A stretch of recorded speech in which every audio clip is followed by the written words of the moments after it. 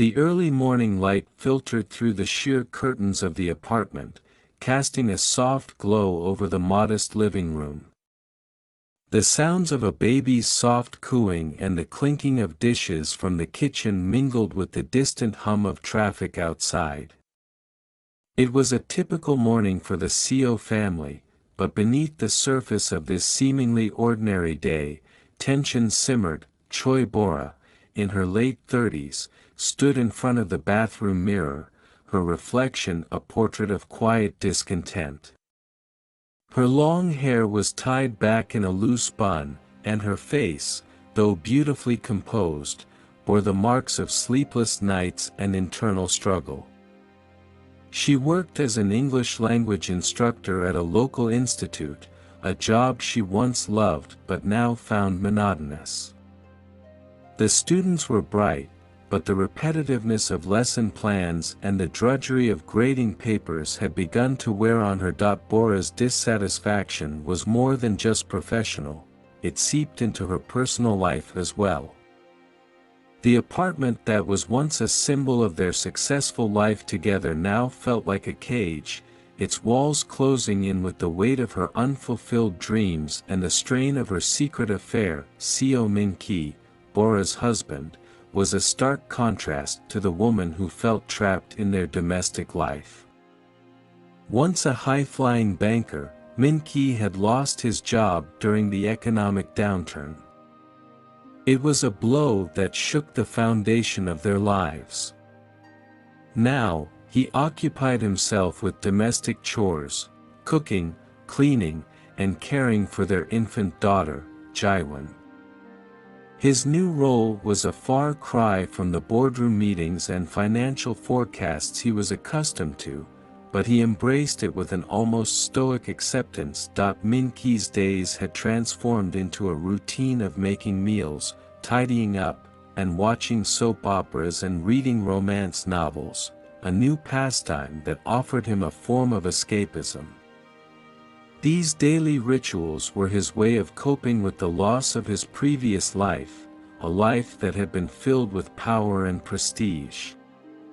He seemed to have adapted to his new role with surprising ease, but beneath his calm exterior, a sense of resignation and longing simmered. Despite the outward calm, Bora and Min-ki's relationship was fraught with unspoken tension. Bora's affair with her ex-lover, Kim Il-beom, had started as an escape from her mounting dissatisfaction but had quickly become a source of additional strain. Min-ki was aware of the affair, but his response was a complex mixture of hurt, resignation, and an unwillingness to confront the reality of their deteriorating relationship. Bora's workday began with a drive to the institute, her mind preoccupied with the impending meeting with Il-beom later in the evening. Her thoughts drifted to her husband, wondering if he was coping well with the day's tasks, and to Jiwon, who was still too young to understand the changes in her parents' lives. As Bora arrived at the institute, she put on a professional demeanor, masking her inner turmoil behind a veneer of cheerfulness. The students greeted her with enthusiasm, their fresh energy contrasting sharply with her own growing fatigue.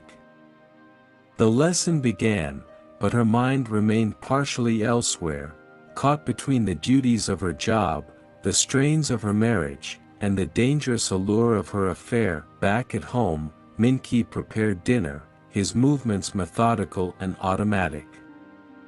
The apartment was clean, and the aroma of cooking filled the air, a testament to his dedication.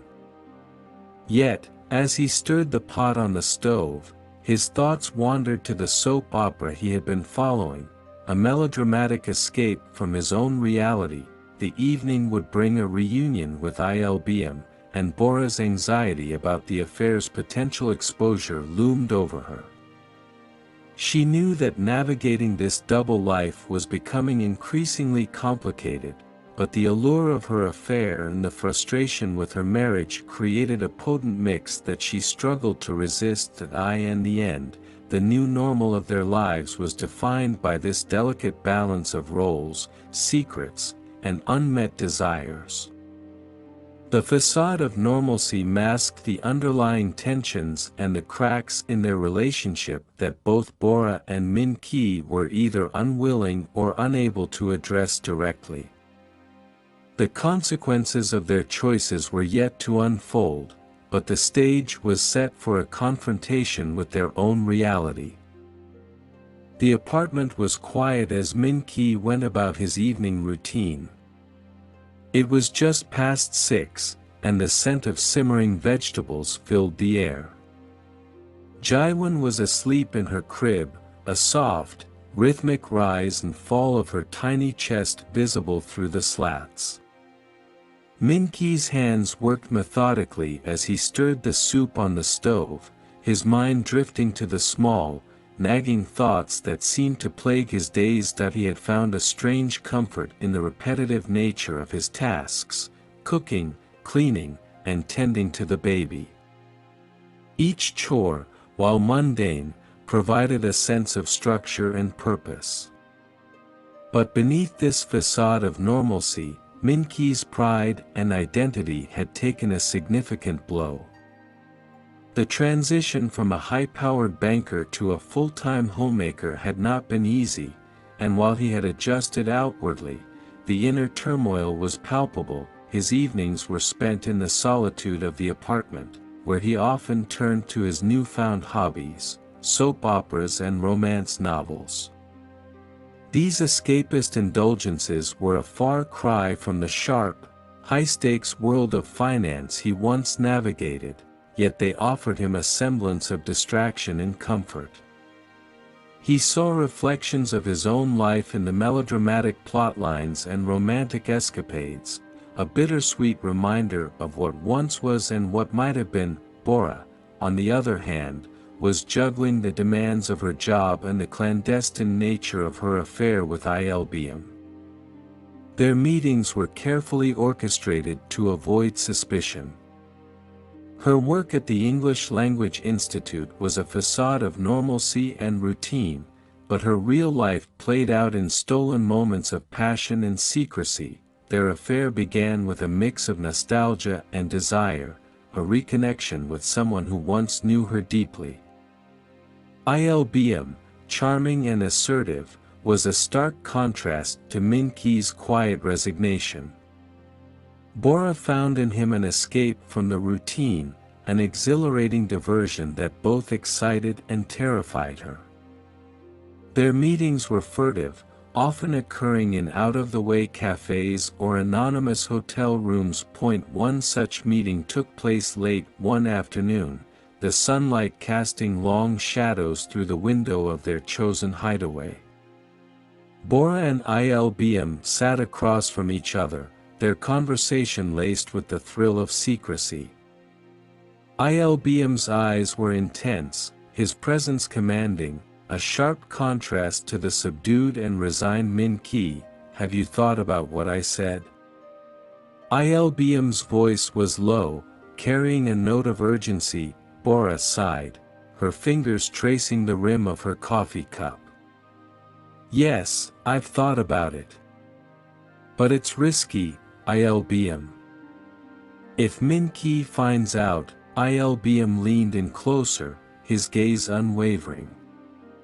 "He already knows, doesn't he? It's not like you've been particularly subtle about your unhappiness." The words stung more than Bora cared to admit. She had been trying so hard to maintain a semblance of normalcy, but Il-beom's assertion cut through her defenses. She looked away, feeling the weight of her dual life pressing down on her. Meanwhile, back at home, Min-ki was preparing dinner for himself. He had learned to manage the household, but the loneliness of his new role was palpable. The dinner table, once a place of shared meals and laughter, was now a stark reminder of what had changed. He set the table for two, even though Bora was often late or absent, and he filled the space with the quiet hum of his soap operas. As he watched the screen, the melodrama unfolding before him seemed a reflection of his own life. The characters' betrayals and secrets mirrored his own, adding a layer of tragic irony to his evening routine. He found solace in the stories, even as they underscored the betrayal he felt in his own home. When Bora finally arrived home, she was tired and emotionally drained. Min-ki noticed the subtle changes in her demeanor, her forced smile, the way her eyes darted away when he tried to engage her in conversation. He had become adept at reading the signs, though he chose to remain silent, not wanting to stir the waters further. Dinner was a quiet affair, the clinking of utensils and the occasional murmur of conversation filling the space between them. Bora's mind was elsewhere, replaying the events of her meeting with Il-beom. Min-ki, for his part, observed her with a mixture of concern and resignation. As they cleared the table and prepared for bed, the tension between them was palpable. Bora's thoughts were consumed with the risks of her affair, while Min-ki's were filled with a growing sense of unease about their future. Both were aware of the cracks forming in their marriage, but neither was ready to confront the reality of their fractured trust. That night, as Bora lay in bed beside Min-ki, the distance between them felt insurmountable. The silence was heavy, filled with unspoken words and unresolved feelings. The new normal of their lives was marked by this growing chasm, a divide that neither knew how to bridge. The trust that had once been the foundation of their relationship was now a fragile, fractured remnant, and the path forward was shrouded in uncertainty. The past was a persistent shadow, ever-present and inescapable. For Bora, the history with Il-beom was not just a series of memories but a complex tapestry woven with both fondness and regret.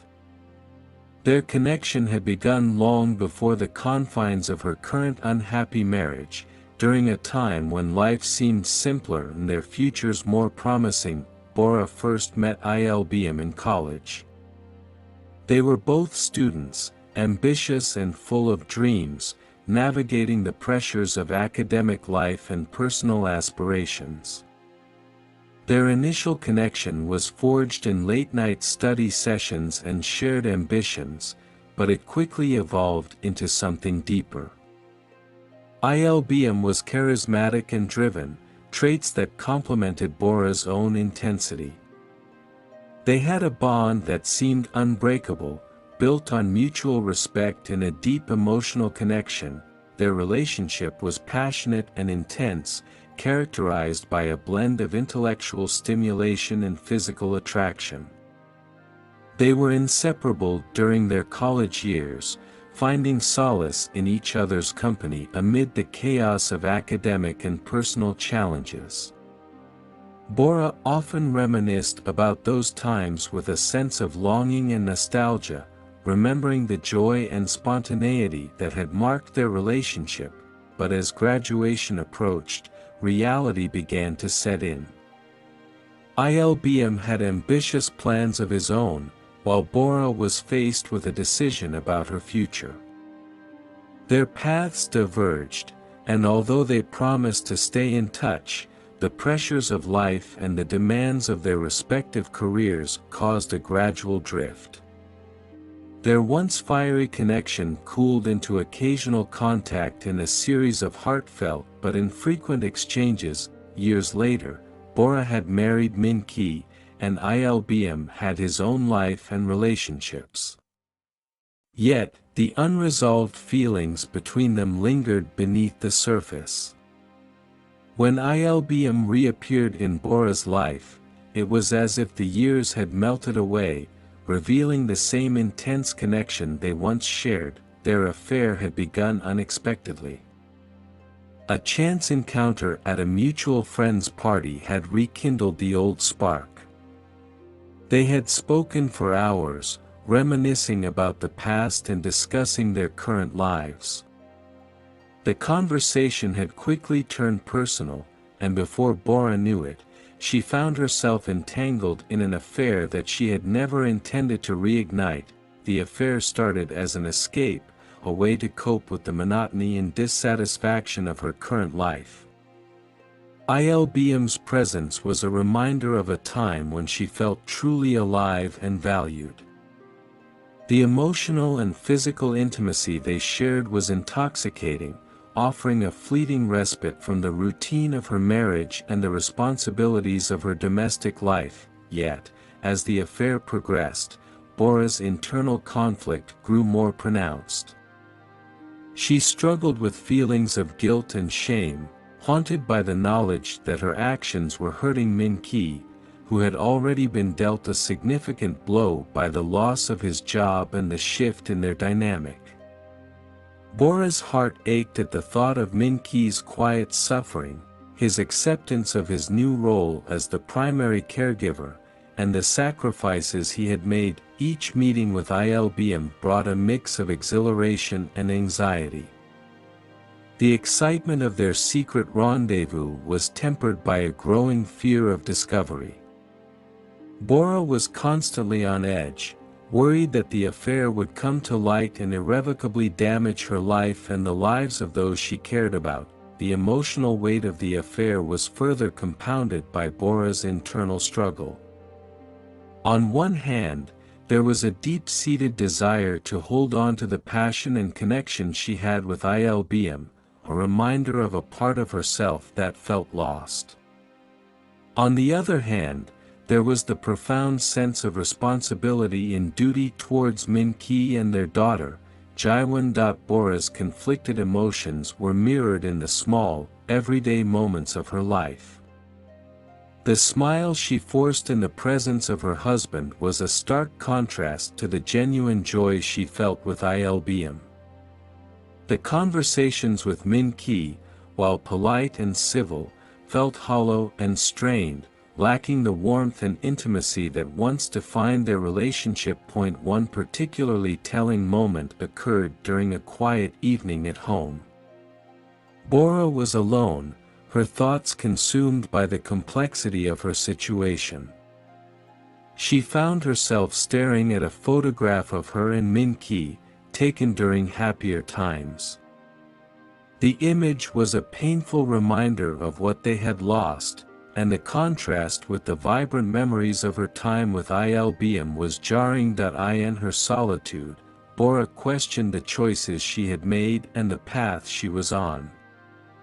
The affair, once a thrilling escape, had become a source of deep internal conflict. She was trapped between the desire to relive the past and the responsibility to her present life. As the days passed, the shadows of her past continued to loom large, casting a long and uncertain shadow over her future.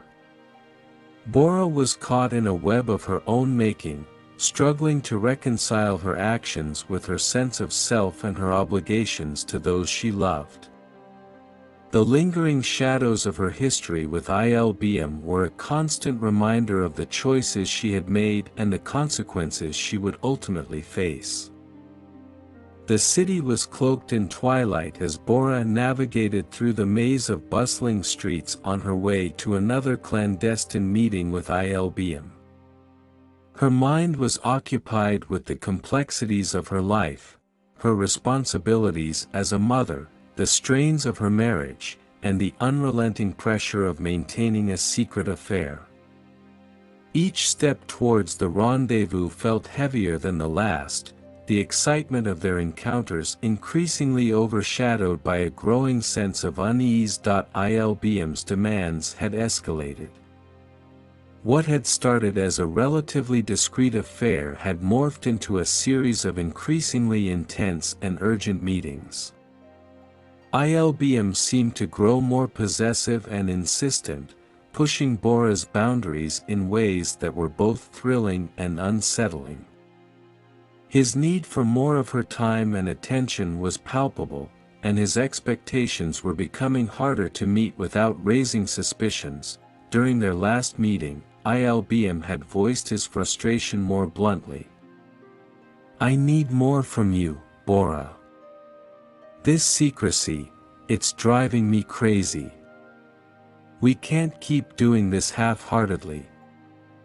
I want us to be together, fully." Bora had tried to calm him, her heart pounding with anxiety. "Il-beom, you know I can't just walk away from my life. Min-ki, Jaiwan, it's not that simple." Il-beom's expression had hardened. "I understand that, but I'm not asking for a complete upheaval overnight. I just want you to be more present. We need to find a way to make this work, or I'll start questioning if it's worth it." These demands weighed heavily on Bora. She had always known that the affair was risky, but Il-beom's escalating demands made her feel trapped between her old desires and her current reality. Each encounter became a balancing act, a precarious dance on the edge of discovery. Back at home, Min-ki's routine continued, marked by his quiet acceptance of his domestic role. His days were filled with the predictable tasks of caring for the household and their daughter. Yet, beneath this calm facade, there was an undercurrent of unease and suspicion. Min-ki had begun to notice subtle changes in Bora's behavior, her frequent absences, her preoccupation, and the growing distance between them. Min-ki had always prided himself on being observant, a skill honed during his banking career. He now found himself applying these skills to the patterns of his wife's behavior. He noticed the small details, the way Bora's phone buzzed incessantly with texts she always seemed to quickly dismiss, her sudden and unexplained late-night outings, and the strained quality of her smiles when she was home.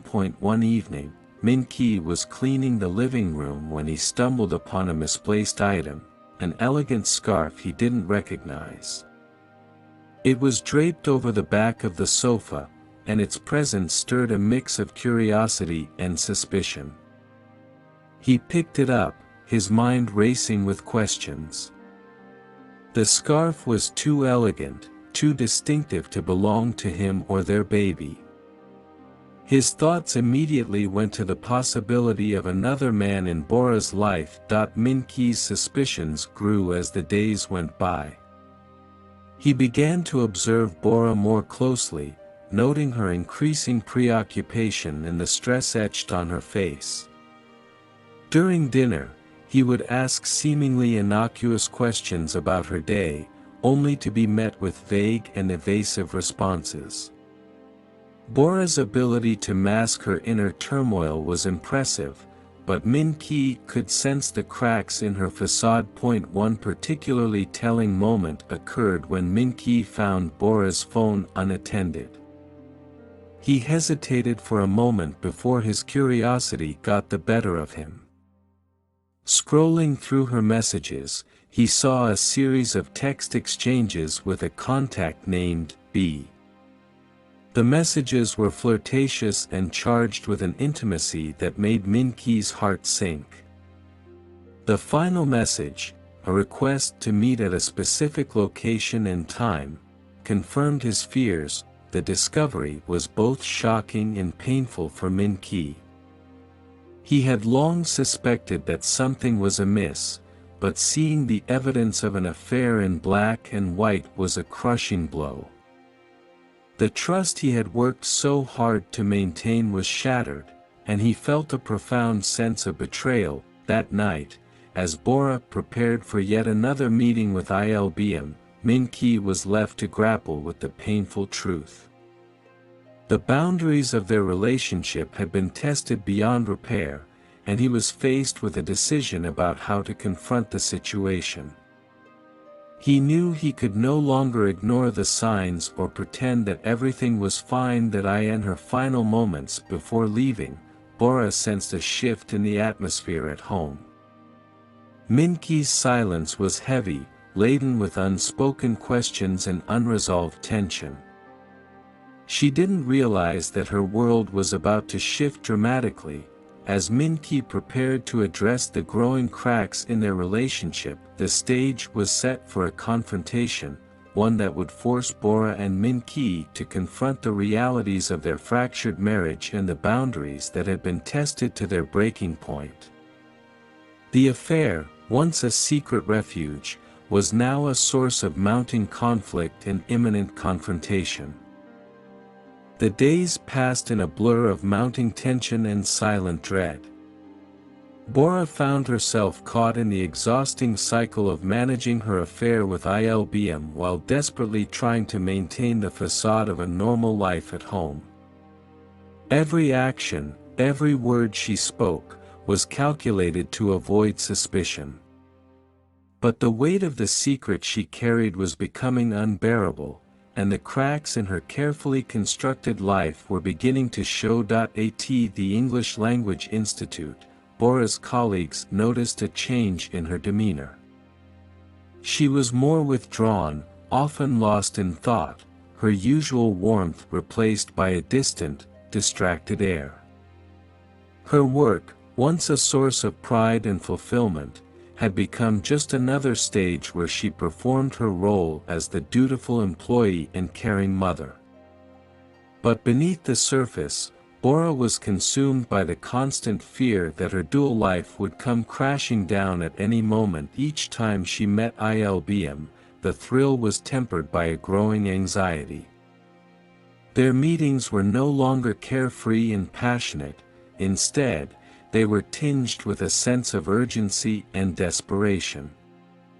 Bora could feel Il-beom's frustration growing, his demands becoming more insistent as he pushed for more of her time and commitment.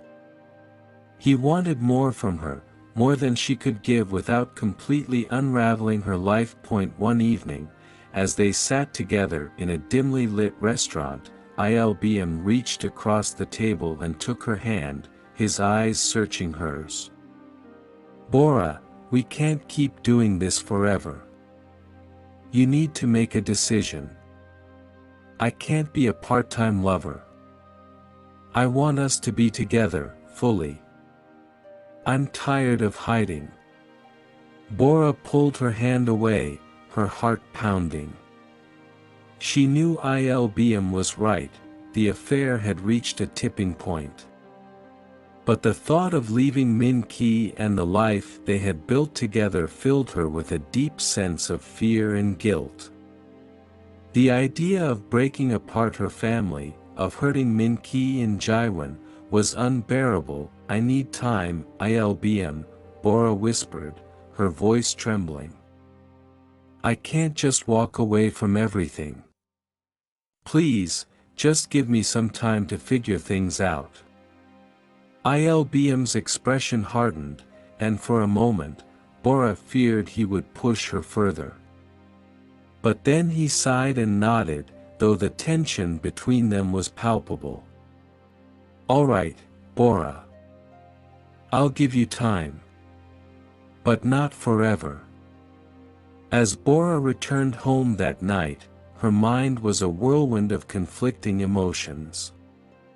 She felt trapped, suffocated by the pressure from Il-beom and the mounting tension at home. Every interaction with Min-ki was fraught with unspoken fears. She could see the suspicion in his eyes, the way he watched her more closely, as if trying to decode the secrets she was hiding. Min-ki, for his part, was struggling to cope with the knowledge of Bora's affair. The realization had left him reeling, his world turned upside down by the betrayal. But rather than confront Bora directly, Min-ki retreated further into his own world. He immersed himself in his domestic duties, taking solace in the predictable routine of caring for Jaewon and maintaining the household. In his free time, Min-ki's coping mechanisms became more pronounced. The soap operas and romance novels that had once been a mild distraction became his refuge, an escape from the harsh reality of his life. He found a strange comfort in the exaggerated dramas and emotional entanglements of the characters on the screen, their lives a distorted mirror of his own. As he watched the stories unfold, Min-ki began to draw parallels between the fictional betrayals and his own experience. The melodramatic plotlines, once a source of mild amusement, now resonated with a painful familiarity. He found himself analyzing the characters' actions, searching for insight into his own situation, though he knew deep down that the resolution of his problems wouldn't come as easily as it did for the characters in his shows. Despite his attempts to distract himself, Min-ki couldn't ignore the growing distance between him and Bora. Their conversations were strained, the easy rapport they once shared replaced by awkward silences and forced pleasantries.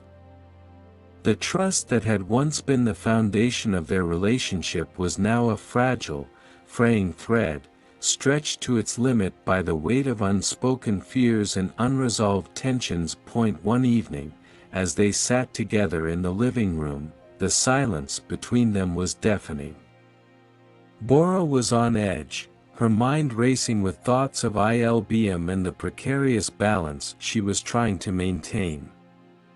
Min-ki, sensing her agitation, tried to engage her in conversation, but each attempt was met with terse, monosyllabic responses. Finally, Min-ki couldn't hold back any longer.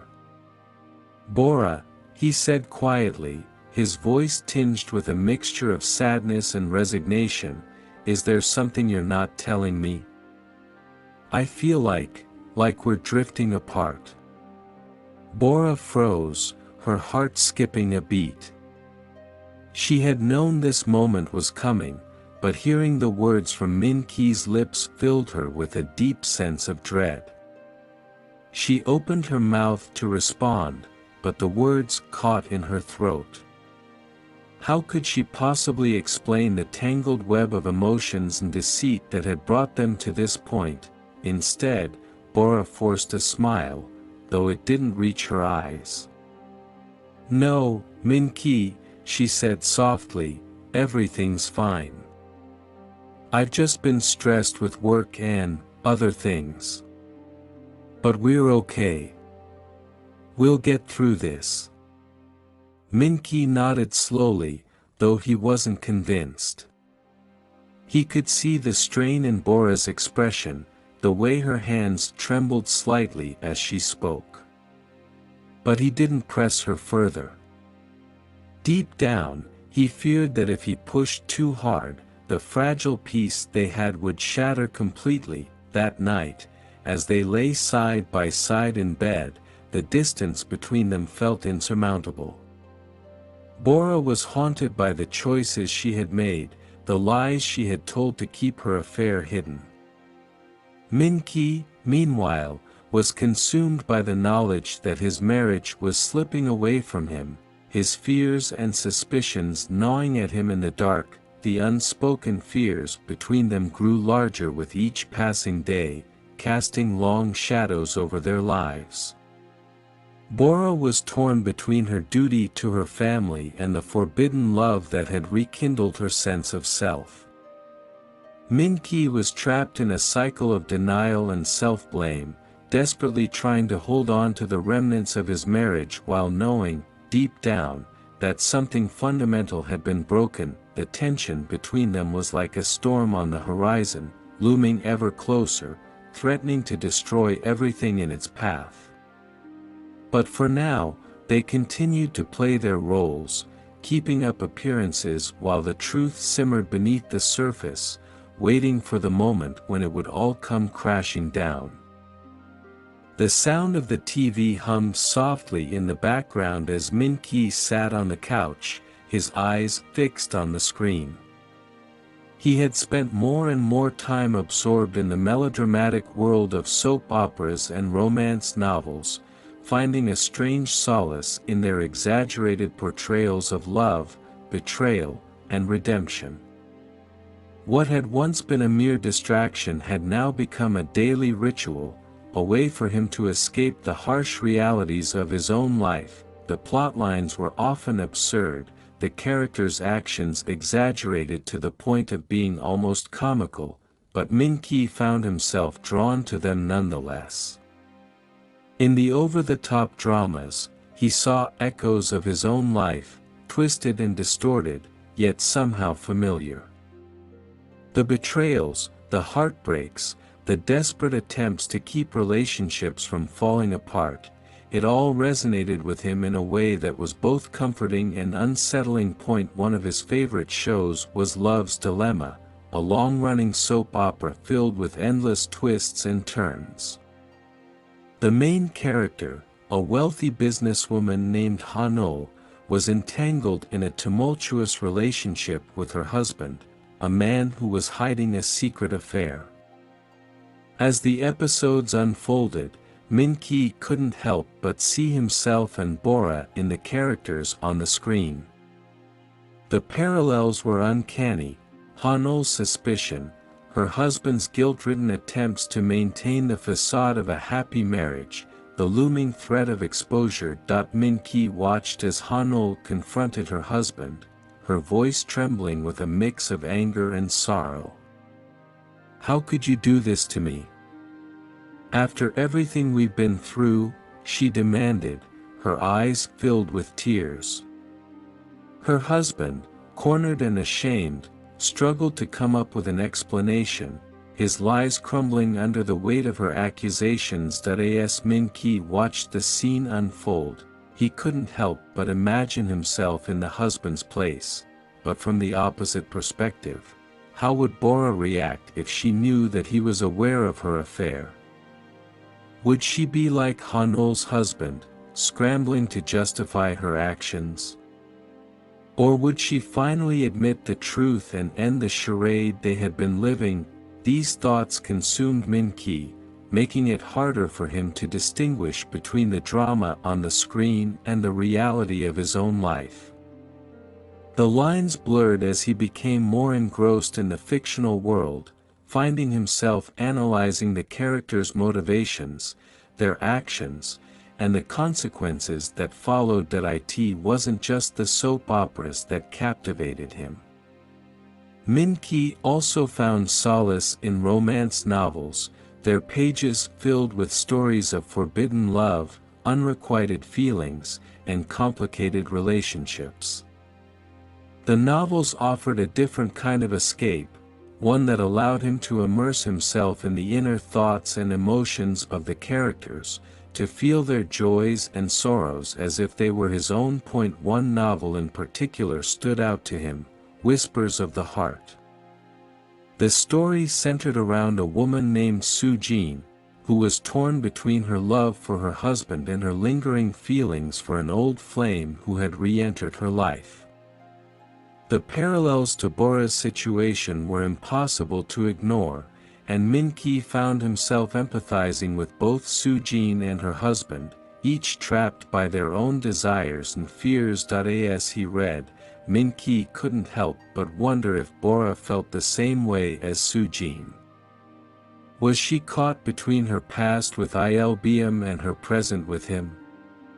Did she feel the same sense of guilt, the same conflict between her love for her family and the passion that had drawn her back to Il-beom? The questions gnawed at him, even as he tried to push them aside, immersing himself deeper in the fictional worlds that offered no real answers. The more Min-ki consumed these stories, the more he began to see his life as a kind of soap opera, with himself as the tragic, misunderstood protagonist. He started to draw parallels between the dramatic arcs on the screen and the unfolding drama in his own home. The secrets, the lies, the tension, they were all there, playing out in real time, only without the comforting predictability of a scripted resolution. In the midst of this, Min-ki found himself becoming more introspective. He started to question his own role in the deterioration of his marriage. Had he become too passive, too willing to accept the changes in their lives without pushing back? Had his retreat into domestic life made Bora feel unloved, unappreciated? The soap operas and novels, with their exaggerated portrayals of love and loss, forced him to confront these uncomfortable truths. One evening, as he sat in front of the TV, Min-ki caught a glimpse of his reflection in the darkened screen. The man staring back at him looked weary, his face etched with the signs of stress and worry. The realization hit him like a wave: he was no longer just a spectator to his own life. The drama was real, the consequences were real, and the resolution wouldn't come with the click of a remote or the turn of a page. But even as these thoughts crowded his mind, Min-ki found it difficult to break free from the comforting cycle of escapism he had created for himself. The soap operas and romance novels were a balm for his wounded heart, a way to process his emotions without having to confront them directly. They allowed him to feel the pain of betrayal, the sorrow of lost love, the fear of an uncertain future, without having to face the reality of his own situation. In the end, Min-ki knew that he couldn't stay in this liminal space forever. The soap operas would eventually end, the novels would run out of pages, and he would be left with the stark reality of his life. But for now, he clung to them, drawing parallels between the fictional dramas and his own, finding solace in the knowledge that even in the most tangled, heartbreaking stories, there was always the possibility of resolution, however distant it might seem. As the credits rolled on another episode of Love's Dilemma, Min-ki sighed and turned off the TV. The house was quiet, the only sound the faint hum of the refrigerator in the kitchen. Bora was out again, her absence a painful reminder of the widening gulf between them. Min-ki sat in the silence, his mind churning with thoughts of what might come next, both on the screen and in his own life. For the first time in a long while, he found himself dreading the thought of what tomorrow might bring. The soap opera effect had taken hold of him, but reality was knocking at the door, demanding to be faced. And Min-ki knew, deep down, that no amount of fiction could protect him from the truth that was waiting just beyond the final act. Bora sat in her car, staring blankly at the dashboard as the rain drummed steadily on the roof. The windshield wipers swept rhythmically back and forth, but her mind was miles away, lost in a turmoil of conflicting emotions. She was supposed to be heading home, but instead, she found herself parked on a quiet street, dreading what awaited her at the end of this drive, not just the tension with Min-ki, but also the suffocating pressure from Il-beom. Il-beom had become increasingly insistent in recent weeks, pushing Bora to take their relationship to the next level. What had started as a rekindling of old flames had now turned into something more intense, more demanding. Il-beom wanted more time, more commitment, more of Bora than she could give without risking everything. The thrill of their secret rendezvous was being overshadowed by the constant push and pull between them, and Bora could feel herself unraveling under the strain. Just the day before, they had met at a secluded cafe, away from prying eyes. The conversation had started innocently enough, but it quickly took a turn that left Bora feeling cornered. "Bora," Il-beom began, his voice low and serious, "we can't keep meeting like this, sneaking around, hiding from everyone. It's driving me crazy. I want to be with you, really be with you." Bora's heart raced as she took in his words, the intensity in his eyes making her uneasy. She had always known that their affair couldn't last forever, but hearing Il-beom voice his frustrations so plainly made the reality of their situation impossible to ignore. Il-beom, we've talked about this, Bora replied, trying to keep her voice steady. I can't just leave Min-ki and Jaiwan. They're my family. I can't destroy that, no matter how much I care about you. Il-beom leaned forward, his expression softening, but his determination was clear. I understand, Bora, I really do. But this half-life we're living isn't fair to either of us. You deserve more than stolen moments and whispered phone calls. Don't you want that? Don't you want us to be together, without all this secrecy? Bora looked away, her chest tight with anxiety. She did want more than the lies, more than the constant fear of being discovered. But the price of having that more was too steep, and she couldn't bring herself to pay it. I don't know if I can give you that, Bora admitted, her voice barely above a whisper. What we have, it's already too much. I can't lose everything, Il-beom. I'm not ready for that. Il-beom reached across the table and took her hand in his grip firm but gentle. Bora, I'm not asking you to make a decision right now. But I need you to think about it, really think about it. I don't want to keep pushing you, but I can't keep pretending that I'm okay with the way things are. I need to know if there's a future for us, or if this is just going to end in heartbreak. Bora swallowed hard, her emotions in turmoil.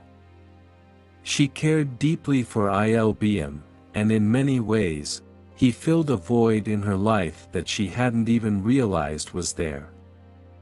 But the closer they became, the more that void seemed to grow, expanding to include her fears, her guilt, and the ever-present dread that this would all come crashing down around her. She pulled her hand away and looked at him, her eyes filled with a mix of sadness and resolve. Il-beom, I need time.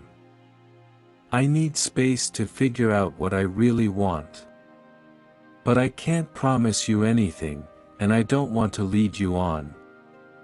Il-beom sighed, leaning back in his chair. I'm not asking for promises, Bora. I just want to know where we stand. I'm tired of feeling like I'm on the outside looking in. The conversation had left Bora feeling more conflicted than ever. As she drove home that night, the rain blurring the city lights, she couldn't shake the feeling that the walls were closing in on her. She was trapped in a situation with no easy way out, torn between her responsibilities to her family and the dangerous allure of a life with Il-beom. The anxiety gnawed at her, growing with each passing day. She could sense Il-beom's impatience, his longing for something more tangible, more permanent. But Bora knew that giving in to his demands would mean crossing a line she couldn't uncross.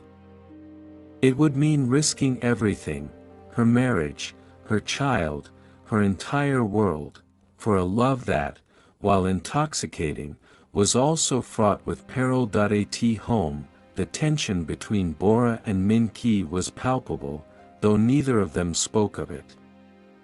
Min-ki, increasingly withdrawn into his world of soap operas and romance novels, seemed to be teetering on the edge of confronting her about the affair, but he hadn't yet crossed that threshold.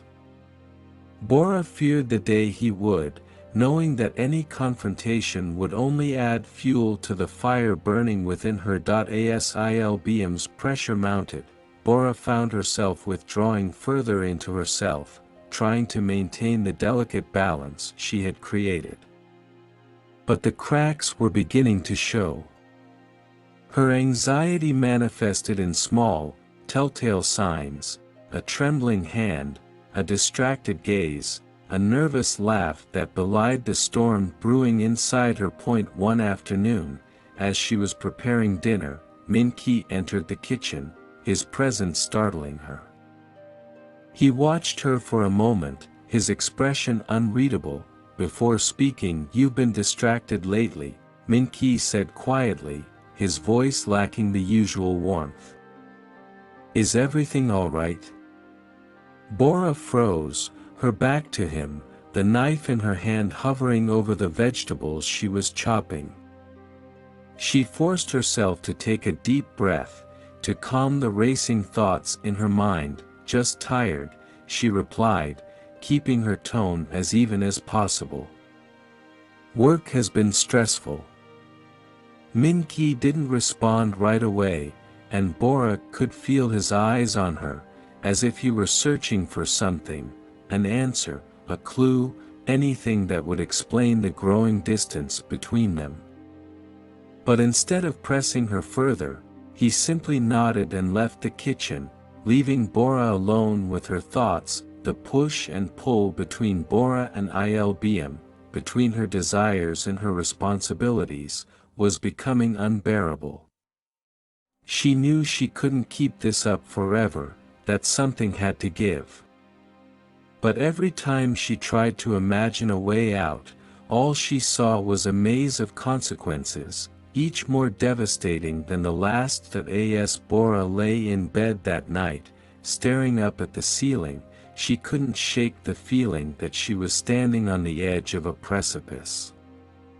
One wrong move, one more step forward, and she would be plunged into the abyss, with no way back. She closed her eyes, willing herself to sleep, but her mind was a whirlwind of thoughts and fears.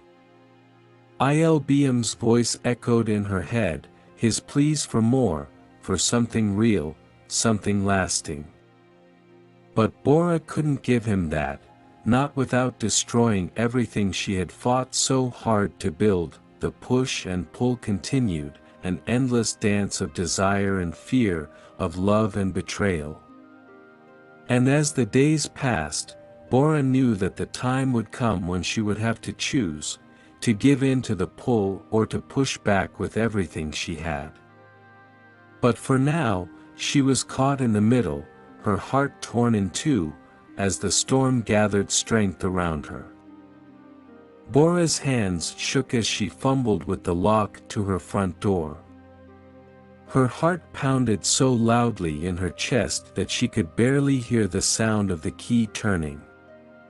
She had always been careful, meticulous even, in covering her tracks, but today had been a close call, too close that it had started as just another secret meeting with Il-beom, this time at a hotel on the outskirts of the city. The usual precautions were in place: separate arrivals, fake names, and a quiet corner room away from prying eyes. They had become experts at maintaining their double lives, their encounters choreographed down to the last detail. But even the best-laid plans could unravel in an instant. After they had spent a few stolen hours together, Bora and Il-beom were preparing to leave the hotel when the first crack in their facade appeared. Bora's phone, which she always kept on silent during their meetings, had buzzed insistently in her bag. She had ignored it at first, wanting to savor the last few moments with Il-beom, but when the buzzing continued, a sense of unease settled over her. Finally, she checked the screen. It was a text from Min-ki. "Where are you? I thought you were coming home early today." Bora's heart skipped a beat. She had told Min-ki that she would be home in the afternoon, using the excuse of a cancelled class at the Language Institute. But now, as she glanced at the time, she realized she was already late, later than she had planned. Il-beom, "I have to go," Bora said, her voice tinged with panic as she quickly gathered her things. Il-beom noticed the shift in her demeanor immediately. "What's wrong? Did something happen?" Bora forced a smile, trying to keep the rising anxiety from showing. "It's nothing. I forgot I was supposed to be home earlier. Min-ki is expecting me." Il-beom frowned, his hand reaching out to stop her. "Bora, are you sure everything is okay?" "You seem..." "I'm fine," Bora interrupted, pulling away. "I just need to go. I'll call you later." Without waiting for a response, Bora hurried out of the room, her mind racing. She had done this countless times before, lied, schemed, and covered her tracks, but this time felt different. There was a gnawing sense of dread that she couldn't shake, a feeling that something was about to go terribly wrong. The drive home was a blur. Bora's thoughts were consumed by the fear of being discovered, the consequences that would follow if Min-ki found out. She tried to think of excuses, alibis, anything that would explain her late arrival without arousing suspicion. But every scenario she imagined only seemed to dig her deeper into a hole. When she finally pulled into the driveway, Bora took a moment to compose herself. She glanced at her reflection in the rearview mirror, smoothing her hair and wiping away the traces of her anxiety. She had to be calm, she reminded herself. Min-ki couldn't suspect anything. As she stepped through the front door, Bora was greeted by the familiar scent of home-cooked food. Min-ki was in the kitchen, stirring a pot on the stove, and the sight of him so immersed in his domestic routine filled Bora with a pang of guilt. "You're home late," Min-ki said casually, not looking up from his task. "Yeah, sorry about that," Bora replied, forcing a lightness into her voice. "There was some unexpected work at the institute. I couldn't get away as early as I thought." Min-ki finally looked at her, his expression unreadable. "I texted you a few times. I was starting to worry." Bora smiled, hoping it didn't look as forced as it felt. "I'm sorry, I didn't see the messages until I was about to leave. I should have checked sooner." Min-ki nodded, accepting her explanation without pressing further. But the tension in the room was palpable, and Bora could feel it tightening around her like a noose. She couldn't let her guard down, not even for a second. Just as she was about to excuse herself to freshen up, Min-ki's phone rang on the counter. He glanced at the screen and frowned, then answered it. Bora watched him, her heart racing as she tried to gauge the significance of the call. "Yes, this is Min-ki," he said, his voice calm but tinged with curiosity. Bora busied herself with unpacking her bag, trying to appear nonchalant while eavesdropping on the conversation. She couldn't make out the other person's words, but Min-ki's expression slowly changed from curiosity to confusion, and then to something more serious. "Are you sure?" Min-ki asked, his tone sharpening. Bora's hands froze mid-motion, her pulse quickening. What was he talking about? What had the person on the other end of the line said? "Okay, thank you for letting me know," Min-ki finally said before hanging up. He turned to Bora, a strange look in his eyes. "That was the hotel where we had our anniversary dinner last year. They called to confirm a reservation for today, under my name." Bora felt the blood drain from her face. Her mind raced to understand what had just happened, but the answer was horrifyingly clear. In her rush to leave the hotel, she must have inadvertently used the same fake name that Min-ki had once used for their anniversary, linking their affair to a place that Min-ki was already familiar with. "Oh," Bora stammered, trying to think fast. "That must be some kind of mistake. Maybe they have the wrong number." Min-ki's gaze bore into her, searching for any sign of deception. "They had our home number, Bora.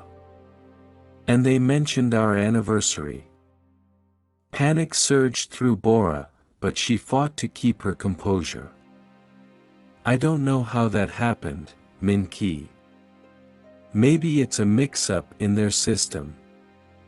You should call them back and ask."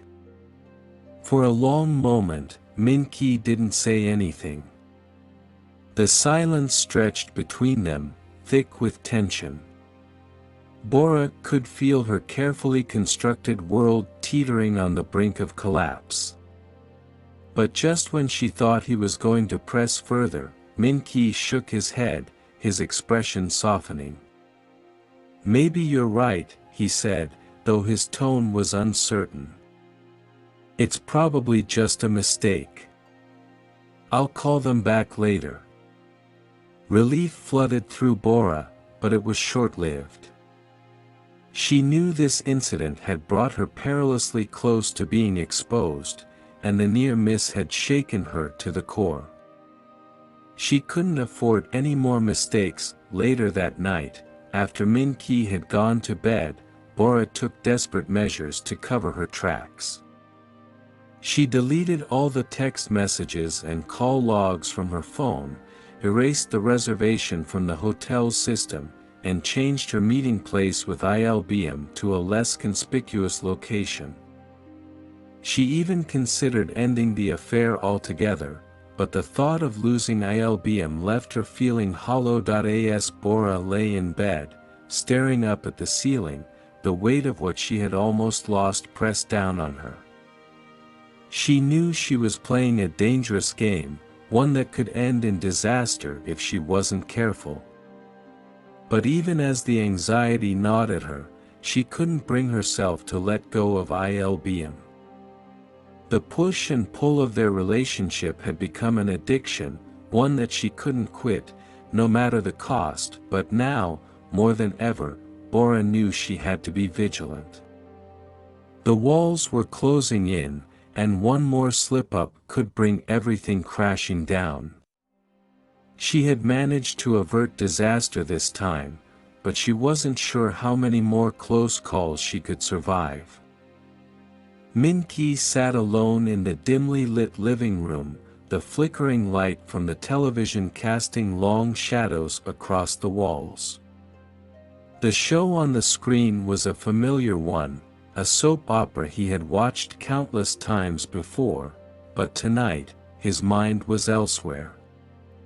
The events of the past few days had left him uneasy, and for the first time in a long while, the comforting escapism of his shows couldn't distract him from the thoughts swirling in his head. The phone call from the hotel had been the tipping point.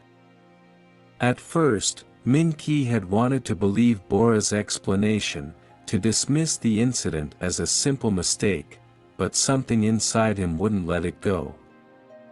The more he thought about it, the more it gnawed at him, like a loose thread that, once pulled, threatened to unravel everything. Min-ki had always prided himself on his ability to read people, a skill honed during his years in banking, where understanding the motivations and intentions of others was crucial. But lately, he had started to realize that there were things about Bora, his own wife, that he couldn't quite decipher.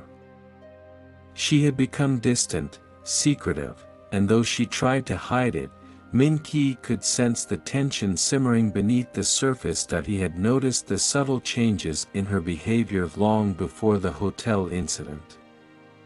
The way she avoided his gaze during conversations, the extra care she took when leaving the house, the nervous energy she carried with her when she returned. It wasn't hard to piece together the truth, but acknowledging it was another matter entirely. Min-ki sighed, rubbing his temples as he tried to make sense of it all. He had always been a man of reason, someone who dealt with problems by analyzing them from every angle. But this was different. It wasn't just a problem to be solved, it was a betrayal, one that cut deeper than any financial loss or career setback. Yet, despite the pain, Min-ki found himself hesitating. He could confront Bora, demand answers, and force her to choose between him and whoever else was in the picture. But what then? The thought of an explosive confrontation, of their lives unraveling in the wake of accusations and denials, filled him with dread. He didn't want to lose her, to lose the life they had built together, flawed as it might be. As Min-ki sat there, lost in thought, a new plan began to take shape in his mind, one that was less about confrontation and more about control. If Bora was hiding something from him, then perhaps he could use that to his advantage. He could keep the peace, maintain the facade of their marriage, and quietly manipulate the situation to suit his needs. The more he considered it, the more sense it made. Min-ki didn't need to expose the affair to gain the upper hand, he just needed to know more. With that information, he could ensure that he remained in control, that Bora would have no choice but to stay with him, bound by her own secrets. Min-ki began to think about how he could gather the information he needed without tipping Bora off. He knew that she was careful, but everyone had their blind spots, their moments of weakness. He would need to be subtle, to bide his time, and to watch for the right opportunities. Over the next few days, Min-ki put his plan into action. He started paying closer attention to Bora's routines, noting the times when she was out of the house, the calls she took in private, the emails she seemed unusually protective of. He also began to drop hints in conversation, carefully crafted questions that seemed innocent enough but were designed to probe for information. Are you meeting any friends after work this week? Min-ki asked one evening as they sat down to dinner. It's been a while since you've gone out with your old group. Bora hesitated for a split second, barely noticeable, before replying. No, nothing planned. Just the usual work stuff. Min-ki nodded, keeping his expression neutral, but inside, he filed the response away, noting the slight unease in her voice. It wasn't much, but it confirmed what he already suspected. Bora was hiding something. That he continued his subtle questioning over the next few days, sometimes about her schedule, other times about people they both knew. Each time, Bora responded with carefully crafted answers, but Min-ki could see the cracks forming. She was becoming more guarded, more cautious, and that, in itself, was revealing. But Min-ki knew that gathering information wouldn't be enough. He needed a way to use it, a strategy to ensure that Bora wouldn't just leave if she felt cornered. He needed to remind her of the life they had together, the responsibilities they shared, and the future they had once planned. One evening, as they sat on the couch together, Min-ki brought up a topic they hadn't discussed in a long time: their son, Jaewon's future. I've been thinking, Min-ki began, keeping his tone light, about Jaewon's education. Maybe we should start looking into schools for him. It's never too early to plan ahead. Bora looked at him, surprised. Schools? He's still so young. I know, Min-ki replied, smiling gently. But time flies. Before we know it, he'll be starting kindergarten, and I want to make sure we give him the best opportunities. We should start researching now, visiting a few places, seeing what might be a good fit. Bora nodded slowly, her expression thoughtful. You're right. We should start thinking about it. Min-ki felt a small sense of satisfaction as he watched her consider the idea. By bringing up Jaiwon's future, he was subtly reminding Bora of the ties that bound them, ties that were stronger than any affair. He was playing the long game, weaving a web of expectations and commitments that would be difficult for her to escape from. In the weeks that followed, Min-ki continued to gather information, to observe, and to plan. He started keeping a journal, noting down every detail, every conversation, every clue that might be useful later. He also began to subtly steer their lives in directions that would make it harder for Bora to leave, discussing family vacations, planning home renovations, and even suggesting they renew their vows in the coming year. Through it all, Min-ki kept up the pretense of ignorance, playing the role of the loving, if slightly oblivious, husband. He never confronted Bora, never let on that he knew more than he was supposed to.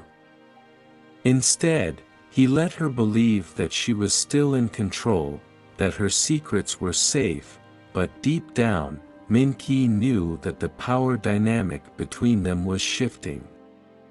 Bora might still be hiding her affair, but he was no longer the passive, unsuspecting partner. He had his own hidden agenda, one that would ensure he came out on top, no matter what happened. As Min-ki lay in bed one night, listening to the sound of Bora's breathing beside him, he felt a strange sense of calm. The uncertainty, the fear of losing her, it was still there, but it was tempered by the knowledge that he was no longer helpless. He had a plan, and that gave him a measure of control over the situation. That he didn't know how long he could keep up the charade, or what the ultimate outcome would be. But for now, Min-ki was content to play the game, to let Bora believe she was still in the driver's seat, while he quietly steered them both toward a future of his own making. Whatever happened, Min-ki knew one thing for certain: he wasn't going to let Bora go without a fight. And in this fight, he had no intention of losing. Bora stared at her reflection in the bathroom mirror, her mind racing with the events of the past few weeks. The near exposure of her affair with Il-beom had shaken her to her core, and since then, a constant unease had settled over her life. She had tried to push it away, to continue as if nothing had changed, but the cracks in her carefully constructed facade were growing too large to ignore. As she wiped away the last traces of makeup from her face, Bora's thoughts drifted to Il-beom. The excitement she had once felt when thinking about him was now tainted by a gnawing anxiety. Their relationship had always been risky, but lately, it felt like the risks were outweighing the rewards. The thrill of their secret meetings had given way to a suffocating sense of dread, and Bora couldn't shake the feeling that they were hurtling toward disaster. It was in this state of mind that Bora found herself standing outside Il-beom's apartment later that evening. She had come here with the intention of talking things through, of finding some way to ease the growing tension between them, but as she raised her hand to knock on the door, a surge of doubt washed over her. Was this really what she wanted? Was Il-beom worth all the lies, the deceit, and the constant fear of being caught? Before she could answer her own questions, the door swung open, and Il-beom stood before her, his expression a mix of surprise and concern. "Bora, you're here early, he said, stepping aside to let her in. Is everything okay? Bora hesitated for a moment, then nodded, forcing a smile as she stepped inside. Yeah, I needed to talk to you. Il-beom closed the door behind her, his brow furrowing as he watched her. Talk. About what? Bora took a deep breath, trying to steady her nerves. About us. About what we're doing. Il-beom's expression softened, and he reached out to take her hand. Bora, if this is about what happened the other day, it's not just about that, Bora interrupted, pulling her hand away. It's about everything. I can't keep doing this, Il-beom. It's getting too dangerous. Il-beom frowned, confusion flickering in his eyes. What are you talking about? We've always been careful. The hotel thing was just a fluke, nothing more. Bora shook her head, her frustration bubbling to the surface. It's not just about being careful, Il-beom. It's about how I feel. I'm constantly on edge, always looking over my shoulder, wondering if today's the day everything falls apart. I can't live like this anymore. Il-beom's expression hardened, and he took a step closer to her. So what are you saying? That you want to end this? Bora's heart pounded in her chest as she searched for the right words. I don't know. All I know is that something has to change. I can't keep lying to Min-ki, sneaking around, pretending like everything is okay when it's not. Il-beom's jaw clenched, and Bora could see the frustration building in him. So what do you want, Bora? Do you want to go back to your husband and pretend like nothing ever happened? Is that it? His words stung, but they also forced Bora to confront the truth she had been avoiding. What did she really want? For so long, she had been caught between two worlds, torn between the stability of her marriage and the passion of her affair. But now, as she stood here facing Il-beom, the answer began to crystallize in her mind. I want to be happy, Bora said quietly, her voice trembling with emotion. I want to feel safe, to have a life where I'm not constantly hiding or afraid of being caught. I thought this affair would give me that, but it hasn't. If anything, it's made things worse. Il-beom's expression softened slightly, and he reached out to cup her face in his hands. Bora, I love you. I've loved you since the first time we were together, and I don't want to lose you again.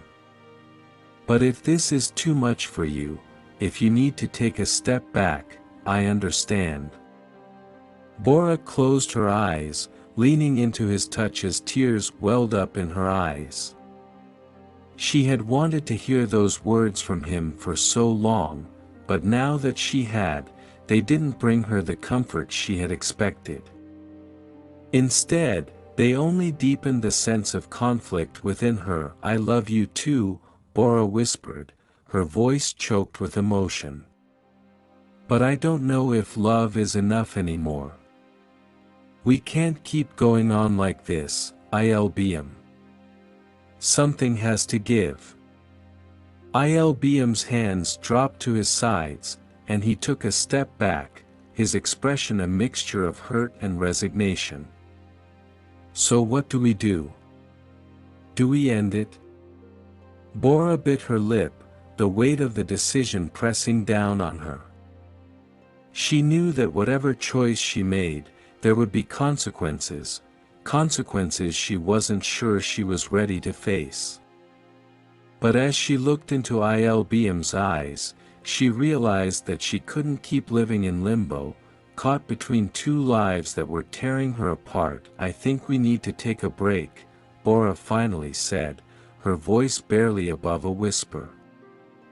"I need to figure out what I really want, and I can't do that while we're still seeing each other." Il-beom's shoulders slumped, and for a moment, he looked like he was about to argue. But then he nodded, his expression resigned. "If that's what you need, Bora, then I'll give you space. But know that I'm here, waiting for you, if you decide you want to come back." Bora nodded, feeling a strange mix of relief and sadness. She hadn't expected it to be this hard, to feel so torn between two people who had both meant so much to her.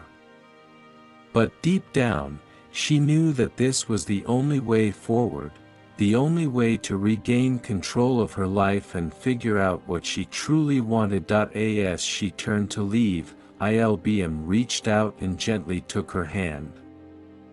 "I'll be here, Bora. No matter what happens, I'll always be here." Bora squeezed his hand one last time before pulling away. She didn't trust herself to speak, knowing that if she did, she might change her mind. Instead, she gave him a small, sad smile before walking out of the apartment and into the cool night air. As she walked down the street, Bora felt a strange sense of liberation. For the first time in a long time, she was no longer running from one secret to another, no longer trapped in a cycle of lies and deceit. She didn't know what the future held, but for now, she was content to take things one step at a time, to rediscover who she was and what she truly wanted. And as she made her way back home, Bora knew that whatever happened next, it would be on her terms, no longer dictated by the push and pull of an affair, but by her own desires and boundaries. Bora's footsteps echoed softly through the quiet house as she entered, the weight of her conversation with Il-beom still heavy on her shoulders. She paused in the hallway, listening for any signs of life from Min-ki or Jaewon. The house was dark, the only light coming from the flickering glow of the television in the living room. Min-ki was likely watching one of his soap operas, as he often did late into the night. She sighed and made her way to the living room, her thoughts swirling with a mix of relief and guilt. The decision to take a break from Il-beom had been a difficult one, but she knew it was necessary.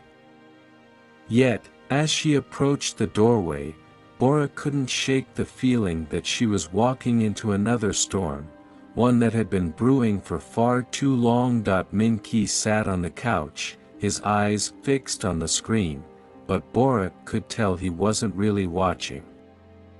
There was a distant look in his eyes, one she had seen more and more often in recent months. He seemed lost in thought, disconnected from the world around him. "Min-ki?" Bora's voice was soft, almost tentative, as she stepped into the room. Min-ki didn't respond immediately. It was only after a few moments that he turned his head slightly to acknowledge her presence, his expression unreadable. "You're back," he said quietly, his voice devoid of emotion. "Yeah," Bora replied, hesitating before she sat down on the edge of the couch. "I went to see Il-beom, to talk." Min-ki's jaw tightened at the mention of Il-beom's name, but he didn't say anything. Instead, he turned his attention back to the television, his body rigid with tension. Bora watched him for a moment, the silence between them stretching on uncomfortably. She knew that this was the moment to say something, to explain, to apologize, to try and mend the growing rift between them. But the words wouldn't come. The weight of their unspoken problems, of all the lies and betrayals, seemed too heavy to lift. Min-ki, Bora began, but her voice trailed off as she struggled to find the right words. What did he say? Min-ki asked suddenly, his voice sharper than she expected. Bora blinked, taken aback by the question. He agreed to take a break. We both did. I told him that I needed time to figure things out.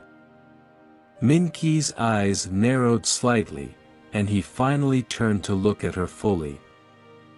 Figure things out? What's there to figure out, Bora? You've been cheating on me for months. What more is there to understand? His words were like a slap in the face, and Bora felt her chest tighten with guilt and shame. She had expected anger, but not this raw, cutting bitterness. I know I've hurt you, Bora said, her voice trembling. And I'm sorry, Min-ki. I never meant for things to get this far. I lost myself somewhere along the way. Min-ki let out a bitter laugh, shaking his head. You lost yourself? Is that what you're telling yourself? That this was just some kind of identity crisis? Bora flinched at the harshness in his tone. I'm not trying to make excuses. I'm just trying to explain. What's there to explain, Bora? Min-ki interrupted, his voice rising. You had an affair. You lied to me, to our family. You betrayed everything we built together.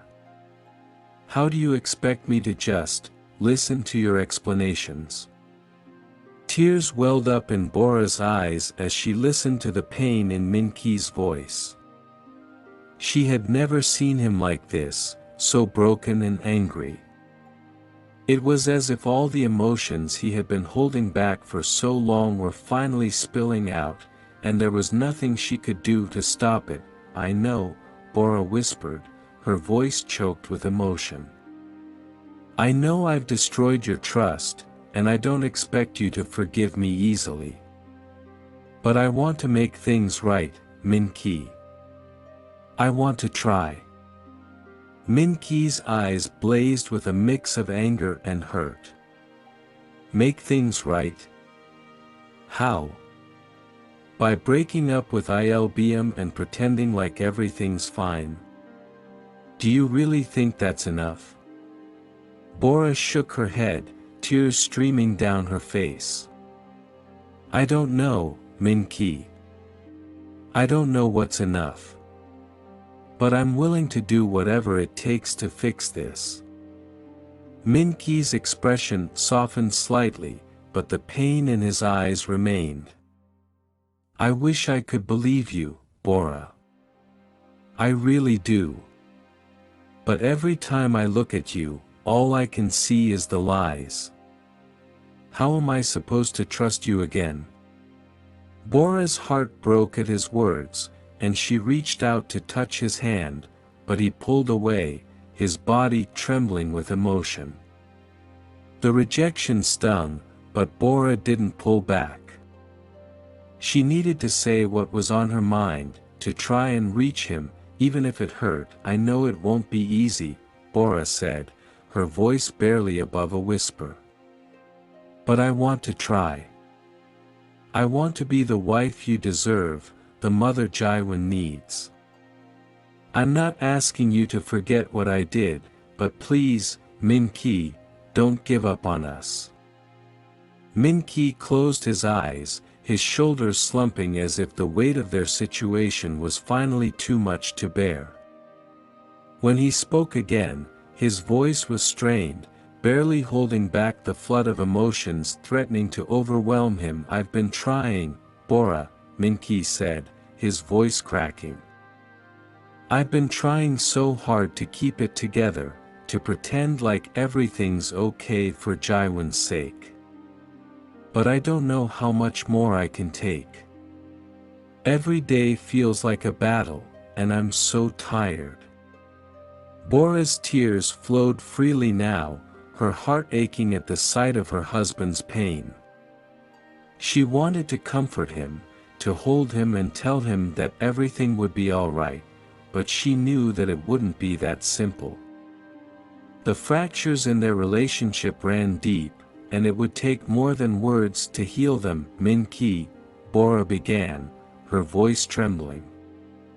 I'm so sorry for everything I've put you through. I know I've hurt you in ways that I can't even begin to understand. But please, don't give up on us. Don't give up on me.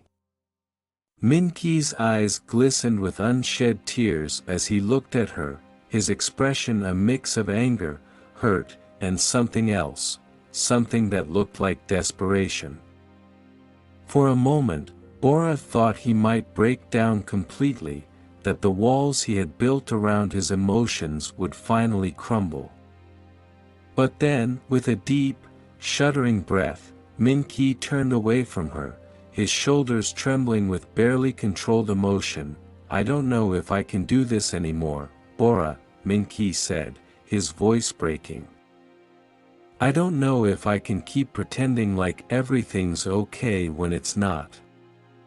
I don't know how to fix this. Bora's heart clenched at his words, the fear of losing him overwhelming her.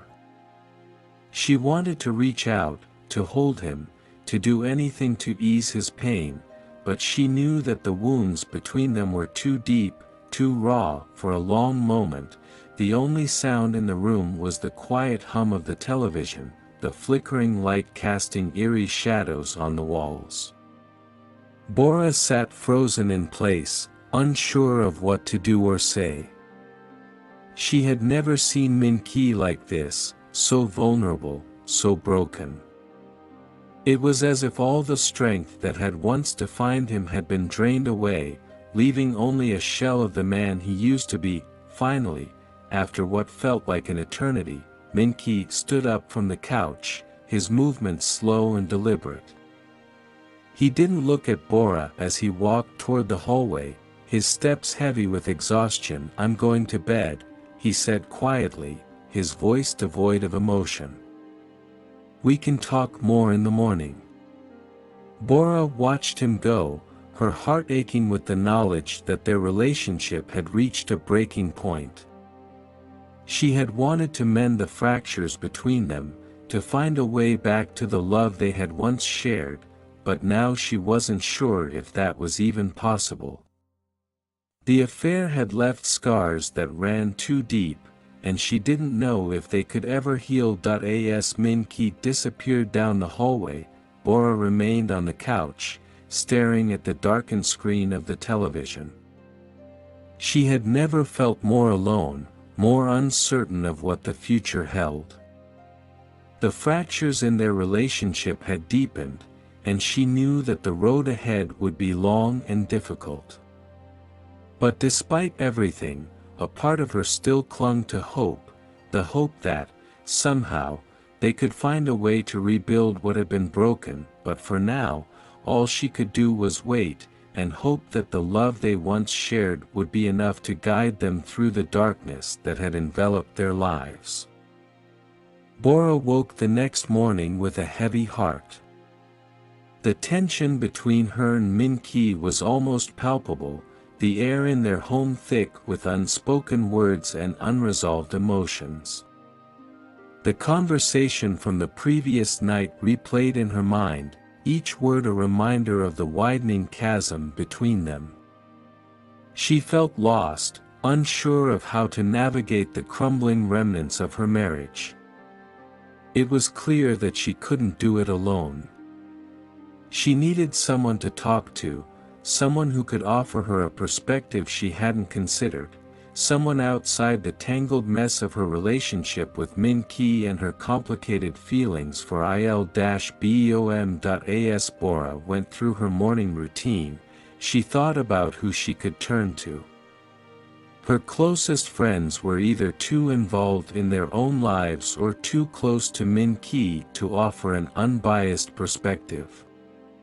She needed someone who could see the situation from a different angle, who might understand the complexities of her emotions without judgment. It was during a quiet moment at the English Language Institute where Bora worked that she remembered an old acquaintance, Yoon Hee-jin. Hee-jin had been a classmate in college, and though they had drifted apart over the years, Bora remembered her as someone who had always been wise beyond her years. Hee-jin had a way of looking at the world that was both practical and empathetic, and Bora had always admired her ability to see through the surface to the deeper truths of any situation. With a sense of trepidation, Bora pulled out her phone and found Hee-jin's number. It had been years since they last spoke, but Bora hoped that the passage of time hadn't dimmed the connection they once shared.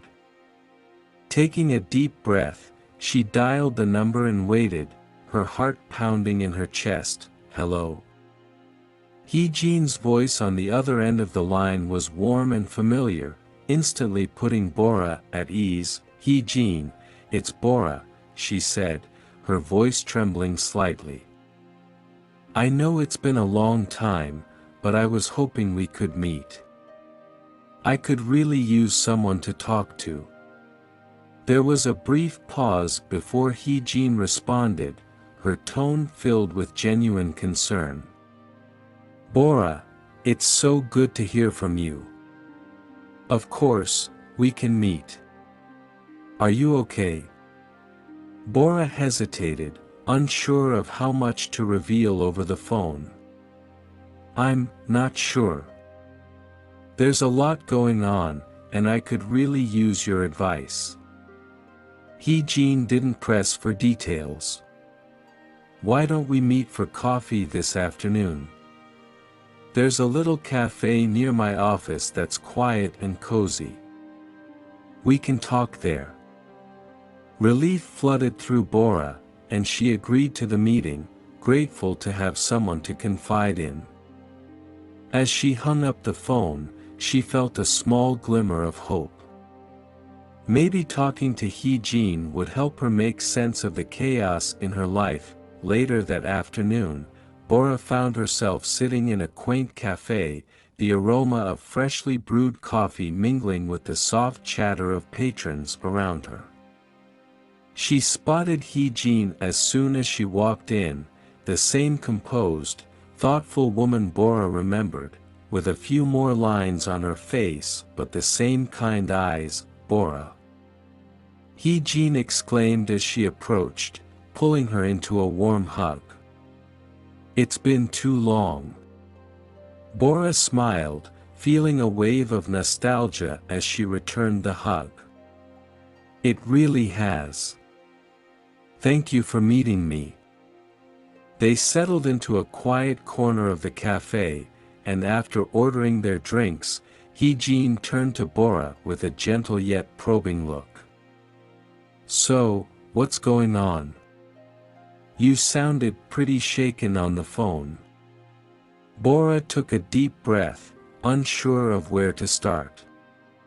But as she began to speak, the words started to flow, and soon she was telling Hee-jin everything: the affair with Il-beom, the growing distance between her and Min-ki, and the overwhelming guilt and confusion that had taken hold of her life. Hee-jin listened intently, not interrupting or offering judgment, just letting Bora pour out her heart. When Bora finally finished, she felt drained, as if a weight had been lifted from her shoulders but had left her feeling hollow. "I don't know what to do, Hee-jin," Bora said, her voice barely above a whisper. "I've made such a mess of everything, and now I'm afraid I've lost Min-ki for good." Hee-jin took a sip of her coffee, her expression thoughtful. "Bora, I'm not going to pretend that I have all the answers. But from what you've told me, it sounds like you've been carrying a lot of this burden on your own. You've been trying to manage everyone's feelings, Min-ki's, Il-beom's, even your own, and it's no wonder you're feeling overwhelmed. Bora nodded, feeling a lump form in her throat. I just don't know how to fix it. I don't even know if it can be fixed. Hee-jin reached out and placed a comforting hand on Bora's. It might not be about fixing everything at once. Maybe it's about taking small steps, figuring out what you really want, and being honest with yourself and the people around you. Bora looked down at her coffee, her thoughts racing. She had been so focused on trying to keep everything from falling apart that she hadn't stopped to consider what she truly wanted, what would make her happy. I guess I've been afraid to face the truth, Bora admitted. I've been so scared of losing Min-ki, of admitting that I've made mistakes, that I've been paralyzed. Hee-jin squeezed her hand gently. It's okay to be scared, Bora. But you're stronger than you think. You've already taken the first step by reaching out for help. Now it's about being brave enough to take the next steps, whatever they may be. As they continued to talk, Bora felt a sense of clarity slowly begin to emerge. Hee-jin's calm, grounded perspective was exactly what she needed. She wasn't alone in this, and maybe, just maybe, there was a way forward. Their conversation eventually turned to lighter topics, and Bora found herself smiling and laughing for the first time in what felt like ages. By the time they parted ways, Bora felt lighter, more hopeful.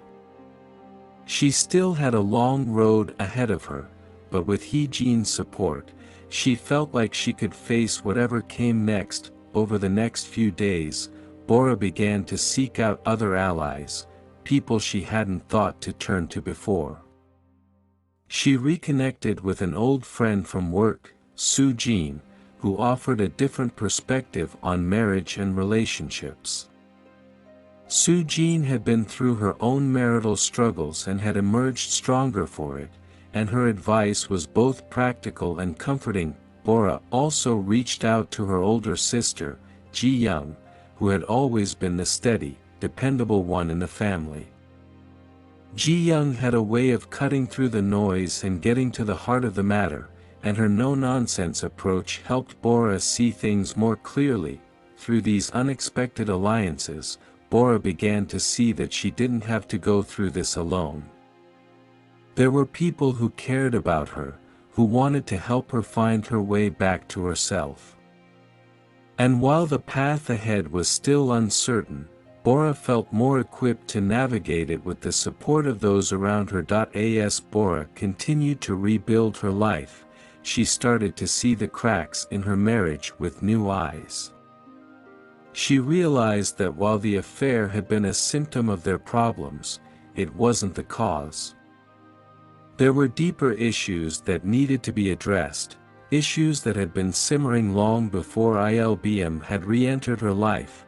With this newfound clarity, Bora knew that it was time to have an honest conversation with Min-ki. The fractures in their relationship couldn't be ignored any longer. If there was any hope of saving their marriage, they needed to face the truth together, no matter how painful it might be. And so, armed with the support and wisdom of her unexpected allies, Bora prepared herself for the most difficult conversation of her life, a conversation that would determine the future of her marriage and her happiness. The tension in the house had reached a boiling point. Every interaction between Bora and Min-ki was strained, the air thick with unspoken words and unresolved feelings. What had once been a home filled with warmth and laughter had become a battleground, each of them entrenched in their own silent war. Min-ki, who had once taken pride in his role as the primary caregiver and domestic partner, now felt the weight of his responsibilities crushing him. It was late afternoon, and the apartment was unusually quiet. Their baby, Ha-jun, was napping in his crib, and the only sounds were the distant hum of traffic outside and the ticking of the clock on the wall. Min-ki stood in the kitchen, staring blankly at the pile of dishes in the sink. His hands were submerged in soapy water, but he wasn't really washing anything. His mind was elsewhere, lost in the chaos of his thoughts that he had always been meticulous about keeping the house clean and organized, finding solace in the routine of cooking, cleaning, and caring for Ha-jun. But lately, even these tasks felt like a burden. The joy he once found in making dinner or tidying up the living room had vanished, replaced by a sense of resentment and exhaustion. He couldn't remember the last time he had a meaningful conversation with Bora, and the distance between them seemed to grow wider with each passing day. Min-ki wiped his hands on a dish towel and leaned against the counter, staring out the window at the city below. He had always been a man of routine, finding comfort in the predictability of his daily life. But ever since he lost his job at the bank, everything had changed. He had taken on the role of the house husband willingly, but now it felt like a prison, a constant reminder of his failure to provide for his family in the way he had once imagined. His thoughts drifted to Bora, who was out with friends, or so she had said. He knew better than to believe her completely. He wasn't a fool, he had noticed the subtle changes in her behavior, the late nights, the secretive phone calls. He had long suspected the affair, and though he hadn't confronted her directly, the knowledge of her betrayal gnawed at him. Min-ki wanted to be angry, to lash out, to demand answers. But he couldn't bring himself to do it. Instead, he found himself retreating further into his own world, avoiding confrontation in the hopes that things might somehow return to normal. But deep down, he knew that was impossible. The foundation of their marriage had been cracked, and no amount of pretending could repair the damage. As he stood there, lost in thought, the front door creaked open. Bora stepped inside, her expression weary. She kicked off her shoes and set her bag down by the door, not noticing Min-ki standing in the kitchen. When she finally looked up and saw him, she offered a weak smile, but it didn't reach her eyes. "Hey," she said, her voice tinged with exhaustion. "How was your day?" Min-ki shrugged, turning back to the sink. "Same as usual. Ha-jun's napping." Bora nodded, her eyes scanning the room as if she were searching for something to say. "I'm sorry I'm late. I had to stay a bit longer at work." Min-ki didn't respond, his hands mechanically scrubbing a dish. The silence between them was deafening, each of them waiting for the other to break it. Finally, Bora sighed and walked over to the kitchen table, sitting down heavily. She ran a hand through her hair, her mind racing with thoughts she couldn't voice. The weight of her double life was beginning to take its toll, and she could feel the walls closing in around her. She knew she needed to talk to Min-ki, to be honest with him, but the words seemed to catch in her throat every time she tried. "Min-ki," she began hesitantly, "we need to talk." He paused, the dish slipping from his hands into the soapy water with a soft splash. He knew this conversation was inevitable, but that didn't make it any easier. "About what?" he asked, though he already knew the answer. Bora looked down at the table, tracing the grain of the wood with her finger. "About us." About everything that's been going on. Min-ki turned off the tap and dried his hands, his movements slow and deliberate. He walked over to the table and sat down across from her, his expression unreadable. For a moment, they simply stared at each other, the silence heavy with anticipation. "I know things haven't been easy," Bora continued, her voice barely above a whisper. "I know I haven't been honest with you." Min-ki clenched his jaw, his hands resting on the table. "You're talking about Il-beom, aren't you?" Bora's heart skipped a beat. Hearing his name spoken aloud felt like a punch to the gut.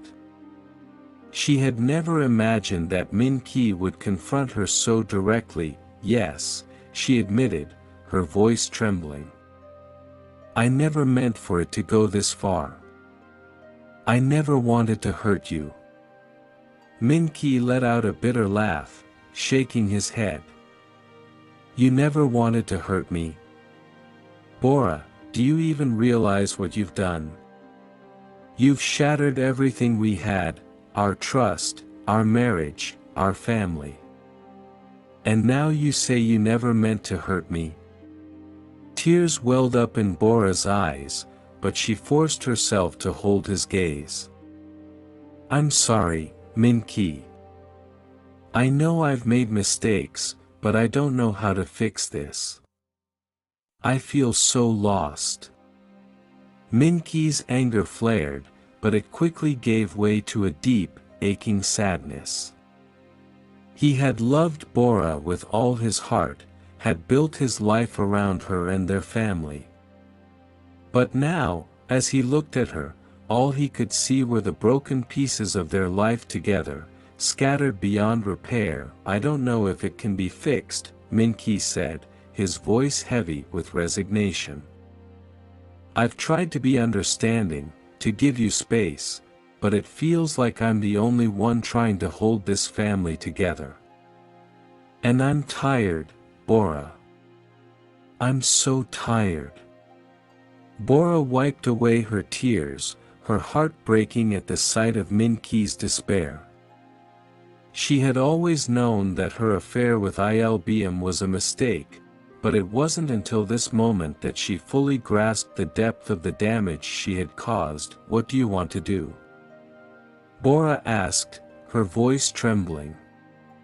"Where do we go from here?" Min-ki sighed, rubbing his temples as if trying to ease the tension in his head. "I don't know, Bora. I really don't know. All I know is that I can't keep living like this. We need to figure out what we want, what's best for Ha-jun, and whether we can even salvage what's left of our marriage." The conversation left both of them drained, the weight of their words hanging in the air long after they had fallen silent. That night, they slept in separate rooms, the physical distance between them mirroring the emotional chasm that had opened up over the past months. In the days that followed, the tension at home only grew worse. Min-ki found himself snapping at Bora over small things, forgotten chores, misplaced items, Ha-jun's restless nights. The once small cracks in their relationship had deepened into gaping fissures, and it felt as though the very foundation of their family was crumbling beneath them. Min-ki's role as the primary caregiver, once a source of pride and fulfillment, had become a source of resentment. He felt trapped in a life he hadn't chosen, burdened by the weight of responsibilities that were supposed to be shared. Bora's continued absence, both physical and emotional, only exacerbated his frustration, leaving him feeling isolated and overwhelmed. He tried to lose himself in his routines, focusing on caring for Ha-jun and keeping the house in order, but even those tasks no longer brought him the comfort they once had. Every time he looked at Ha-jun, he was reminded of the future he had once envisioned for their family, a future that now seemed like a distant, unattainable dream. As the days turned into weeks, Min-ki found himself questioning everything he had ever believed about love, marriage, and family. The life he had built with Bora, the dreams they had shared, now felt like a cruel illusion. And yet, he couldn't bring himself to let go, not completely. There was still a part of him that clung to the hope that they could find their way back to each other, that the love they had once shared could be rekindled. But with each passing day, that hope grew fainter, overshadowed by the harsh realities of their fractured relationship. Min-ki knew that something had to change, but he didn't know how to take the first step. The house, once a symbol of their love and partnership, had become a battleground, a house divided, where the remnants of their marriage lay in ruins, waiting for someone to decide whether to rebuild or to walk away. Bora sat in the dimly lit cafe, stirring her coffee absent-mindedly as she stared out the window. The rain outside drummed softly against the glass, mirroring the turmoil inside her. She had been sitting there for nearly an hour, waiting for Il-beom. Each passing minute only heightened her anxiety, making her question why she had agreed to meet him at all. But she knew deep down that she had no choice. When Il-beom finally walked in, his presence was as commanding as ever. He moved with a confidence that drew the attention of everyone in the room, but his eyes were focused solely on Bora. As he approached, she noticed the tension in his posture, the way his jaw was set, and the intensity in his gaze. This was not going to be an easy conversation. "Bora," he greeted her, sliding into the seat across from her. He reached out to touch her hand, but she pulled away, wrapping her arms around herself defensively. Il-beom's eyes narrowed slightly, but he quickly masked his irritation with a charming smile. "I'm glad you came," he said, his voice smooth and calculated. Bora nodded, avoiding his gaze. "I didn't have much of a choice, did I?" Il-beom leaned back in his chair, studying her carefully. "You always have a choice, Bora. But you need to understand that I'm not willing to keep this up if it's going nowhere." The directness of his statement caught her off guard. Bora felt a lump form in her throat as she realized what he was about to ask of her. She had been dreading this moment, knowing that Il-beom's patience was running thin. "I don't know what you're expecting from me, Il-beom," Bora said quietly, her voice trembling. "We've both known from the beginning that this, whatever this is, it can't last. I have a family." Il-beom's expression hardened, his eyes darkening. "That's exactly the problem, Bora. I'm tired of sneaking around, tired of being the one on the outside. I want more from you, and I'm done pretending that I don't." Bora's heart raced as his words sank in. This was it, the ultimatum she had been dreading. Il-beom was asking her to choose between him and her family, between the thrill of their affair and the life she had built with Min-ki. She felt trapped, suffocated by the impossible decision before her. Il-beom, please, she pleaded, her voice breaking. "You knew from the start that I could never leave Min-ki. He's my husband, Ha-jun is our son. I can't just walk away from them." Il-beom's eyes flashed with frustration. "And what about me, Bora? What about everything we've shared? Are you just going to throw it all away because you're too scared to take a risk?" Bora looked down at her hands, which were trembling in her lap. She had never imagined that their affair would come to this, a crossroads where she would be forced to make a choice that could destroy her life. The excitement and passion that had once drawn her to Il-beom now felt like a noose tightening around her neck. "I care about you, Il-beom," Bora whispered, tears welling up in her eyes. "But I can't destroy my family. I can't do that to Ha-jun, or even to Min-ki. They don't deserve to be hurt because of my mistakes." Il-beom's face twisted with anger, and he leaned forward, his voice low and dangerous. "You think you can just go back to your perfect little life? You think Min-ki hasn't noticed what's going on? He's not stupid, Bora. And if you don't end this with him, then you'll lose both of us."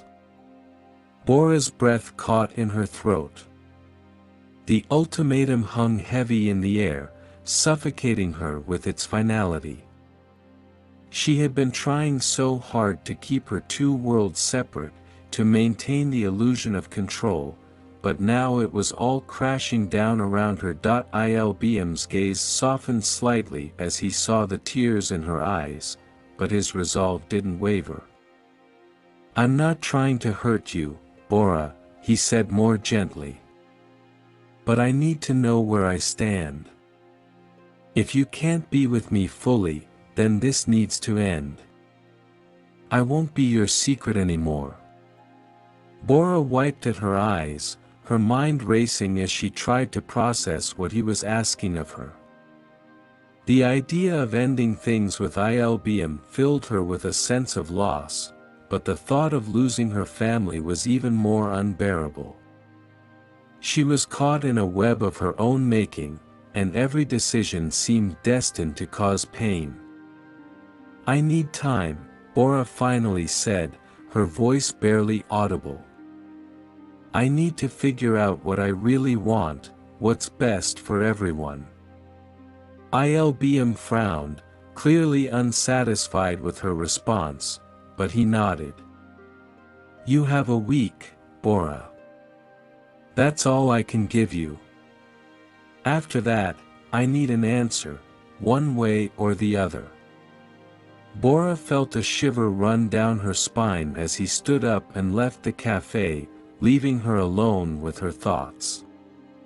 She had known this moment was coming, but now that it was here, the weight of the decision pressed down on her like 1,000 pounds. As she sat there, staring at her untouched coffee, Bora realized that no matter what choice she made, someone would get hurt. The line had been drawn, and now she had to decide whether to cross it or to step back and let go. The tension in the air was palpable as Bora returned home that evening, her mind still reeling from the conversation with Il-beom. The ultimatum he had given her weighed heavily on her heart, and she knew she was running out of time. But as she stepped through the door of her apartment, she forced herself to push those thoughts aside. She had a family to care for, and she couldn't afford to let her turmoil show. Min-ki was in the living room, playing with Ha-jun on the floor.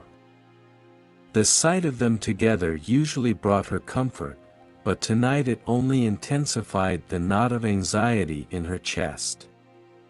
She couldn't help but feel that everything was teetering on the edge, ready to collapse at any moment. "Hey," she greeted Min-ki, forcing a smile as she hung up her coat. Min-ki looked up, his expression guarded. "Hey. How was your day?" "Busy," Bora replied, trying to keep her tone light. "Just a lot of work." "How's Ha-jun?" "He's good," Min-ki said, his voice clipped. "He missed you." The subtle accusation in his words wasn't lost on Bora.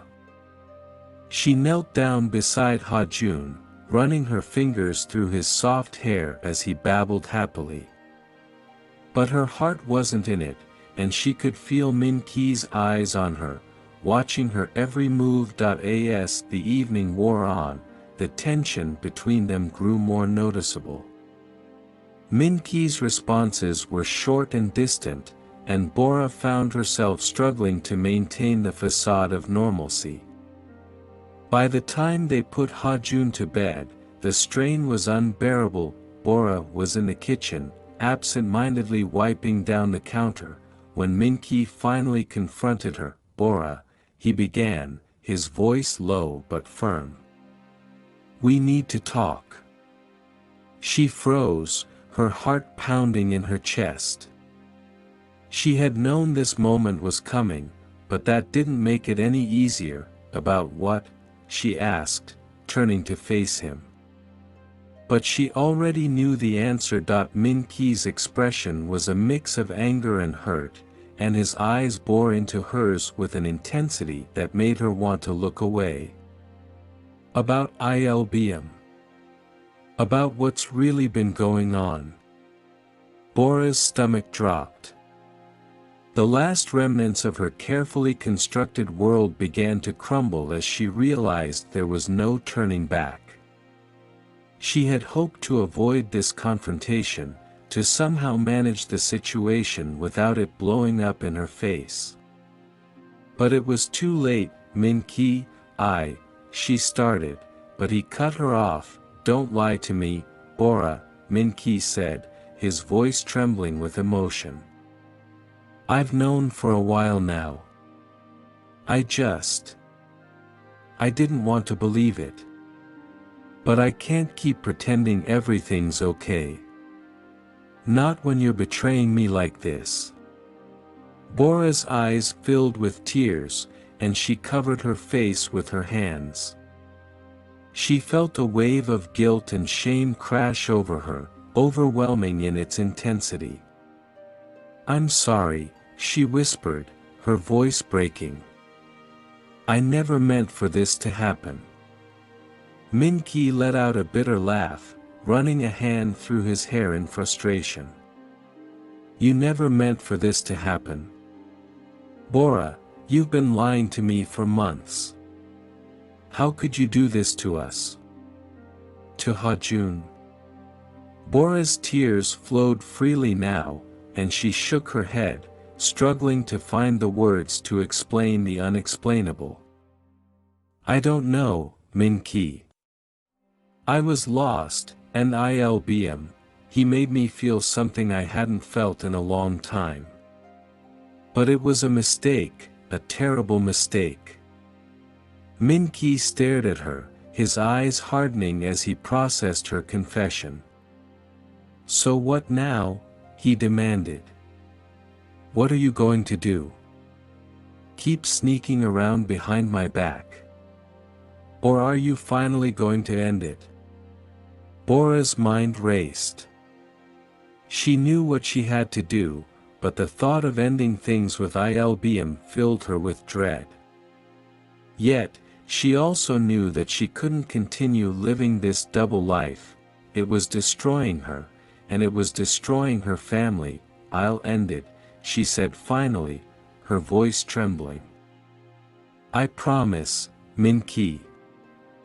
I'll end it with Il-beom, and I'll do whatever it takes to fix this."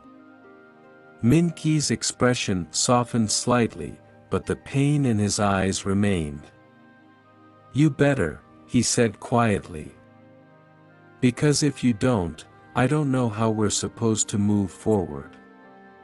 The next morning, Bora woke up early, her heart heavy with the weight of the decision she had made.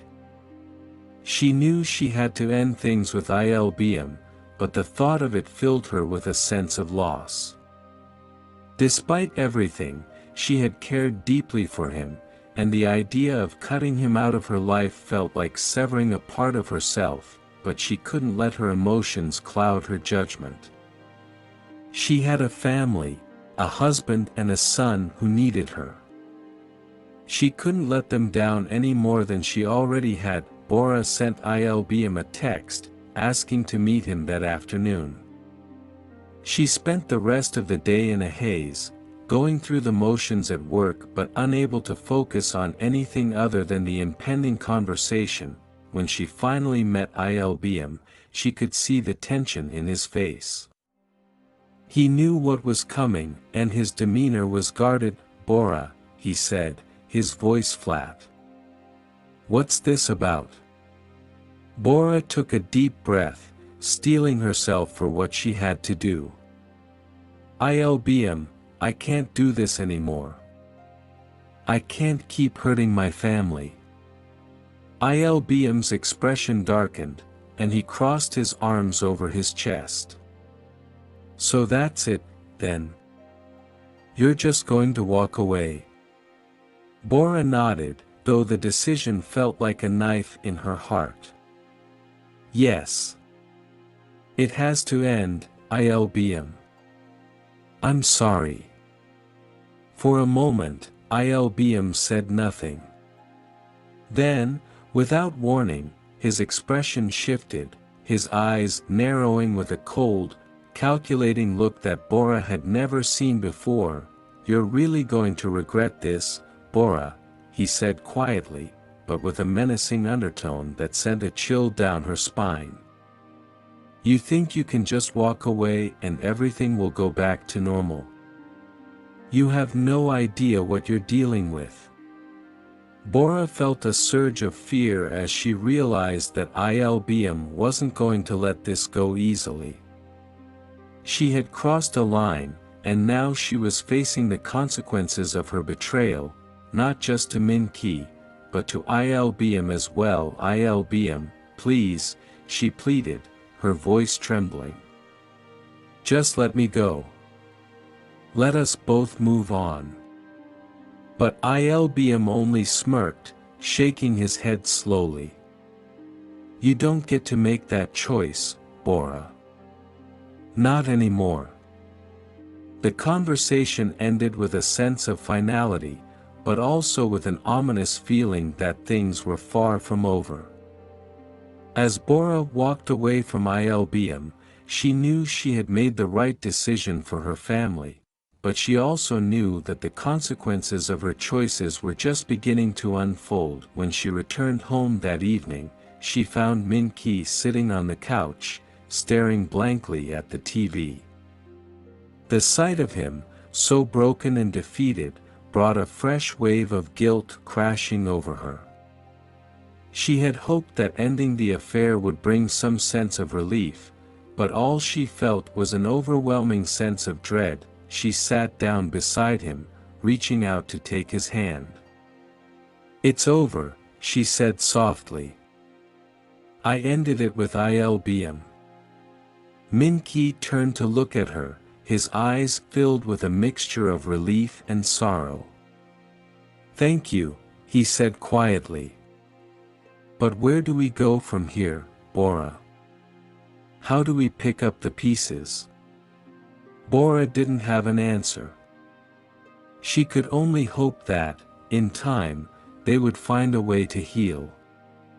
But deep down, she knew that their marriage had been forever changed by her betrayal, and the path to recovery would be long and difficult. As they sat together in silence, the reality of their situation began to sink in. Bora had made her choice, but the consequences of that choice were only just beginning to reveal themselves. The balance of power in her life had shifted, and now she was left to face the ultimate betrayal, not just of her husband, but of herself. The days following Bora's decision to end her affair with Il-beom were marked by a tense and fragile quiet. The once vibrant atmosphere of their home had become subdued, and a heavy silence hung between Bora and Min-ki. It was as if the very fabric of their relationship had been frayed, and now they were left to navigate the uncertain path ahead, careful not to pull at any more loose threads that could unravel everything completely. Bora tried to immerse herself in her daily routines, hoping that by maintaining some semblance of normalcy, she could repair the damage she had caused. But no matter how hard she tried, she couldn't escape the consequences of her actions. Every time she looked at Min-ki, she saw the pain and betrayal in his eyes, a constant reminder of the trust she had shattered. Min-ki, for his part, had withdrawn into himself. He went through the motions of daily life, caring for Ha-jun, cooking meals, tidying the apartment, but there was a distance in his demeanor that Bora couldn't penetrate. The easygoing banter they once shared had been replaced by awkward, stilted conversations, and the connection between them felt strained, as if it might snap at any moment. One evening, after putting Ha-jun to bed, Bora found Min-ki sitting alone in the living room, staring blankly at a book that lay open in his lap. She hesitated for a moment, unsure whether to approach him. But the weight of the silence between them was too much to bear, and she knew they couldn't keep avoiding each other forever. Min-ki, she said softly, sitting down beside him. Can we talk? Min-ki didn't look up from the book, but she could see the tension in his jaw, the way his fingers gripped the edges of the pages. What is there to talk about, Bora? He replied, his voice flat. Bora swallowed hard, her throat tight with emotion. I know things aren't going to just go back to the way they were. But I want to try, Min-ki. I want to make things right between us. Finally, Min-ki looked up, meeting her gaze. His eyes were tired, and there was a sadness in them that made Bora's heart ache. How? He asked simply. How do we even begin to fix this? Bora searched for the right words, but found herself at a loss. I don't know, she admitted, her voice trembling. But I'm willing to do whatever it takes. I love you, Min-ki. I don't want to lose our family. Min-ki sighed, closing the book and setting it aside. He ran a hand through his hair, looking down at his lap. It's not just about love, Bora. It's about trust. And right now, I don't know how to trust you again. His words cut deep, and Bora felt a surge of guilt and shame wash over her. She had known that rebuilding trust would be difficult, but hearing Min-ki say it aloud made the reality of their situation all the more painful. I understand, she said quietly, her voice barely above a whisper. But I'm not giving up on us. I'll do whatever it takes to earn back your trust, even if it takes a long time. Min-ki was silent for a long moment, and when he finally spoke, his voice was filled with weariness. I want to believe you, Bora. I really do. But I need time. We both do. Bora nodded, tears welling up in her eyes. I know. And I'm willing to wait, Min-ki. I'll give you all the time you need. In the days that followed, Bora and Min-ki made tentative steps toward healing, but the road was fraught with obstacles. They began attending counseling sessions together, at the suggestion of a mutual friend, in an attempt to rebuild the foundation of their relationship. The sessions were difficult, forcing them to confront their feelings and the issues that had led to the affair in the first place. But Bora knew that if there was any hope of saving their marriage, they had to face the truth, no matter how painful. Meanwhile, Il-beom's presence lingered like a shadow over Bora's life. He hadn't contacted her since their last conversation, but Bora couldn't shake the feeling that he wasn't done with her yet.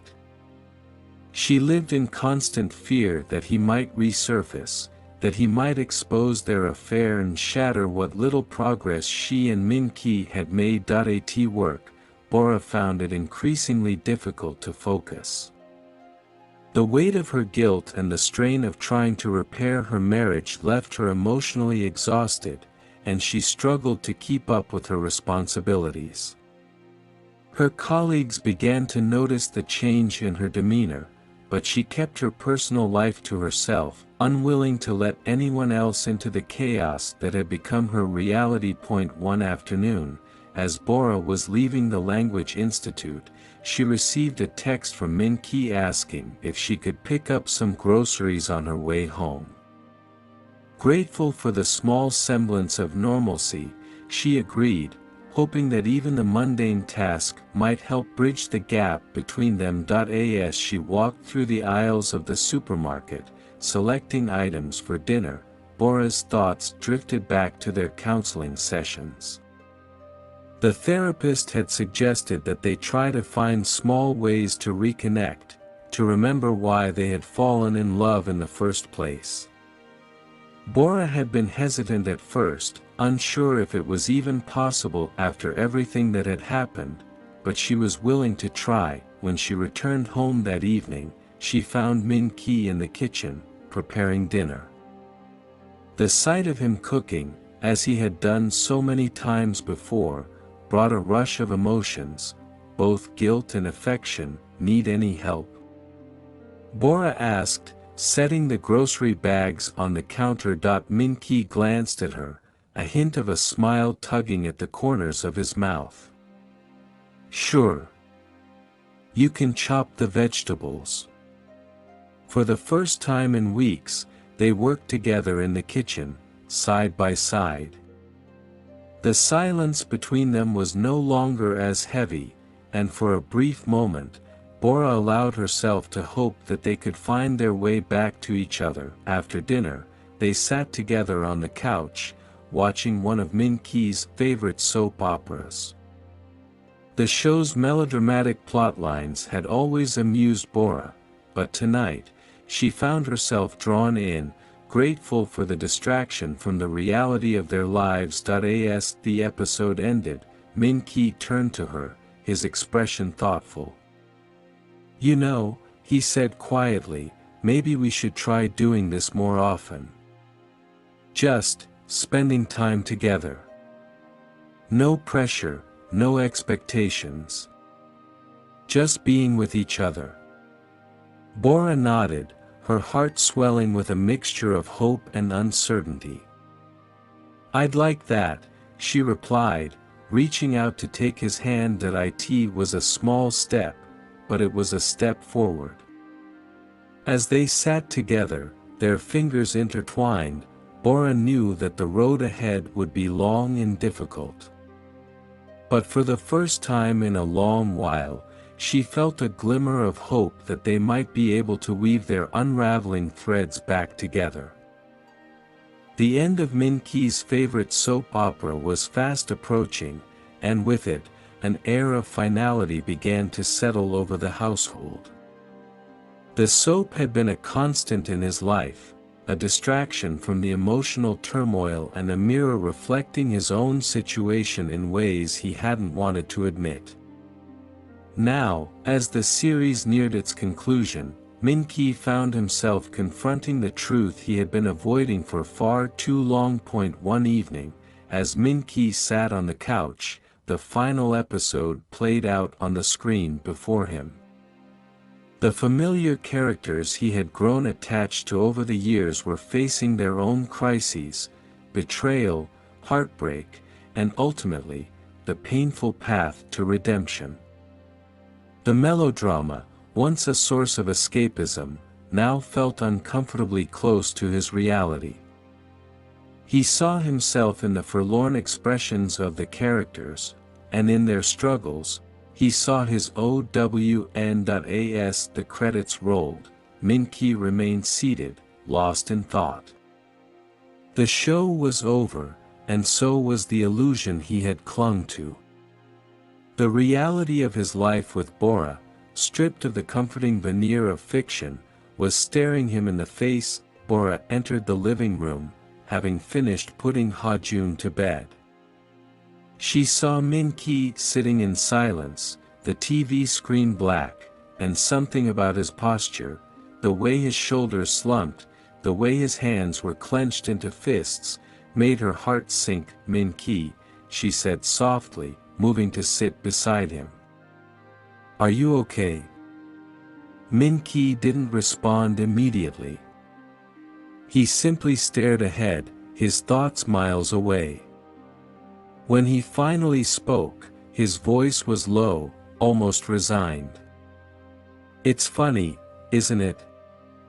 How we get so wrapped up in these stories, as if they're real, as if they matter. But in the end, they're just make-believe." Bora felt a pang of guilt twist in her chest. She knew where this was going, and it terrified her. "Min-ki, it's okay to feel connected to them. They were a way for you to cope." Min-ki shook his head, a bitter smile tugging at his lips. "It wasn't just the show, Bora. It was an escape, a way to avoid dealing with what was really happening in our lives. I could pretend that everything was fine, that I could just watch someone else's drama instead of facing my own." Bora reached out, placing her hand on his arm, but Min-ki pulled away, standing up abruptly. "The truth is," he continued, his voice now trembling with emotion, "I've been hiding from the reality of what you did, what we both did to each other." Bora stood as well, her eyes pleading. "Min-ki, I'm sorry. I've apologized so many times, but I'll keep saying it if I have to. I regret everything, and I'm trying to make it right." Min-ki turned to face her, the pain in his eyes unmistakable. "I know you're sorry, Bora. And I believe that you regret what happened. But that doesn't change the fact that it did happen. And I can't keep pretending that I'm okay with it, that we can just move on like nothing's changed." Bora's heart pounded in her chest as she listened to his words. She had known this confrontation was inevitable, but that didn't make it any less excruciating. "What are you saying?" she asked, her voice barely above a whisper. "I'm saying that I need to stop running away from the truth," Min-ki replied, his voice breaking. "I need to face what happened, and I need to figure out if I can ever really forgive you. Because right now, I don't know if I can." The weight of his words hung heavy in the air, and Bora felt a wave of despair crash over her. She had been clinging to the hope that they could rebuild their marriage, that time would heal the wounds she had inflicted. But now, standing in front of Min-ki, she realized that the damage might be too great to repair. "Min-ki, please," she pleaded, tears streaming down her face. "I love you. I know I hurt you, but I love you. I don't want to lose you." Min-ki's eyes softened, and for a moment, she thought he might reach out to her, that he might offer some small sign of reassurance. But instead, he turned away, his shoulders slumping in defeat. "I love you too, Bora," he said quietly. "But love isn't always enough. Not after everything that's happened." The finality in his tone cut through her like a knife, and Bora felt the last shred of hope slip through her fingers. She had always believed that love could conquer anything, that if they both tried hard enough, they could find their way back to each other. But now, faced with the reality of Min-ki's pain and her own overwhelming guilt, she realized that some wounds might never fully heal. Min-ki walked to the window, staring out at the city lights below. "Maybe we need some time apart," he said, his voice distant. Maybe we need to figure out who we are on our own before we can even think about being together again. Bora's breath caught in her throat. The thought of being apart from Min-ki, of losing the life they had built together, was almost too much to bear. But deep down, she knew he was right. They couldn't keep pretending that everything was okay, that they could simply move past the affair without truly addressing the pain it had caused. "Okay," she whispered, her voice trembling. "If that's what you need, then I'll give you space. But please, Min-ki, don't shut me out completely. We've been through so much together. Don't let this be the end." Min-ki turned to face her, his expression unreadable. "I don't want it to be the end," he said softly. "But I need time to figure out if it's possible to start again." With those words, the conversation came to an uneasy close. Min-ki left the room, retreating to the bedroom where he could be alone with his thoughts. Bora remained in the living room, her heart heavy with the weight of their unresolved pain.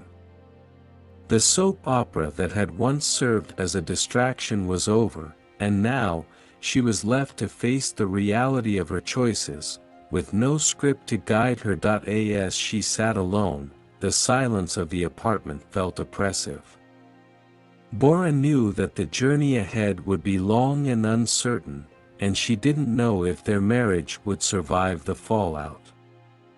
But one thing was certain: the lies, the secrets, the betrayals, they could no longer be ignored.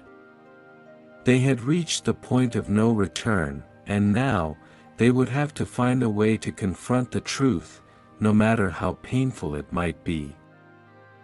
In the days following their difficult conversation, a tense but resolute atmosphere settled over Bora and Min-ki's apartment. The decision to take time apart had created a fragile sense of peace, allowing both of them to begin processing their emotions without the constant pressure of trying to fix things immediately. It was as though they were learning to coexist again, but this time with a greater awareness of each other's boundaries and the painful history between them. Bora focused on her work at the Language Institute, throwing herself into her responsibilities with a renewed sense of purpose. The routine provided a much-needed distraction from the turmoil at home, and she found solace in the familiar tasks of teaching and preparing lessons. But beneath the surface, a constant undercurrent of guilt and regret lingered, reminding her that she couldn't fully escape the consequences of her actions. Min-ki, on the other hand, began to carve out a new routine for himself. The decision to take time apart had prompted him to reassess his life and the role he wanted to play in his family. He continued to care for Ha-jun and manage the household, but he also started exploring new interests and hobbies. Min-ki signed up for a cooking class at a local community center, finding joy in learning new recipes and techniques. It was a small step, but it allowed him to reclaim a sense of agency that he had lost in the wake of Bora's affair. Despite their physical proximity, Bora and Min-ki's interactions were minimal. They communicated about practical matters, Ha-jun's needs, the household chores, finances, but avoided discussing anything too personal. It was as though an unspoken agreement had been made to give each other the space they needed, even if it meant living parallel lives for the time being. One evening, after putting Ha-jun to bed, Bora sat alone in the living room, reflecting on the state of her marriage. The apartment felt emptier than usual, the silence almost deafening. She realized how much she missed the easy conversations, the shared moments of laughter, and the comfort of Min-ki's presence. But she also knew that they couldn't rush the healing process. They had to rebuild their relationship from the ground up, with honesty and transparency, if they had any hope of moving forward. The next morning, as Bora was leaving for work, she noticed Min-ki sitting at the kitchen table, sipping his coffee. There was a contemplative look on his face, and for a moment, she hesitated, wondering if she should say something. But before she could speak, Min-ki looked up and met her gaze. "I've been thinking," he began, his voice calm but serious. "Maybe we should start talking again. Not about everything at once, but just start somewhere." Bora felt a flicker of hope at his words. "I'd like that," she replied, trying to keep the emotion out of her voice. "I think it would be good for us." Min-ki nodded, as if reaffirming his decision. "I know it's going to take time, but we can't keep avoiding each other. If we're going to move forward, we need to at least try to understand where the other person is coming from." Bora took a deep breath, feeling a mixture of relief and anxiety. "I agree. We've been through so much already, we owe it to ourselves to see if we can rebuild something from this." That evening, after Ha-jun was asleep, they sat together in the living room. The conversation started tentatively, with both of them unsure of how to navigate the delicate terrain of their emotions. But as they began to talk, they found that the words flowed more easily than expected. They spoke about their fears, their regrets, and their hopes for the future. There were moments of tension, when the pain of the past resurfaced, but there were also moments of connection, when they realized that despite everything, they still cared deeply for each other. As the weeks went by, Bora and Min-ki continued to have these conversations, gradually peeling back the layers of hurt and mistrust that had built up between them. They attended counseling sessions together, which provided a safe space for them to express their feelings and work through their issues. It wasn't easy. There were setbacks and difficult moments when it seemed like they might never fully heal, but they both remained committed to the process. In the midst of this, Bora made a decision that surprised even herself. She chose to forgive herself. It wasn't an easy decision, nor was it immediate, but she realized that in order to truly move forward, she had to let go of the crushing guilt that had weighed her down for so long. She knew she had made mistakes, but she also knew that she was trying to make amends, to be a better person, and to rebuild the trust she had broken. For Min-ki, the process of forgiveness was more gradual. He struggled with the anger and betrayal he felt, but over time, he began to see that holding on to those emotions was only hurting him more. Slowly, he started to let go of the resentment, focusing instead on the possibility of a new beginning. He didn't know if he would ever fully trust Bora again, but he was willing to try, and that was enough for now. One evening, as they sat together after dinner, Min-ki turned to Bora with a question that had been on his mind for some time. "Do you think we'll ever be the same as we were before?" Bora considered his question, then shook her head. "No, I don't think we will. But maybe that's not a bad thing. We've both changed, and maybe we needed to, in order to grow." Min-ki nodded thoughtfully. "Maybe you're right. I guess the important thing is that we're still here, still trying." "Exactly," Bora agreed. "We're still here, and that means something." As they continued to rebuild their lives, Bora and Min-ki found that their relationship was evolving into something new. It wasn't perfect, and it wasn't the same as it had been before, but it was real and honest, and that was a foundation they could work with.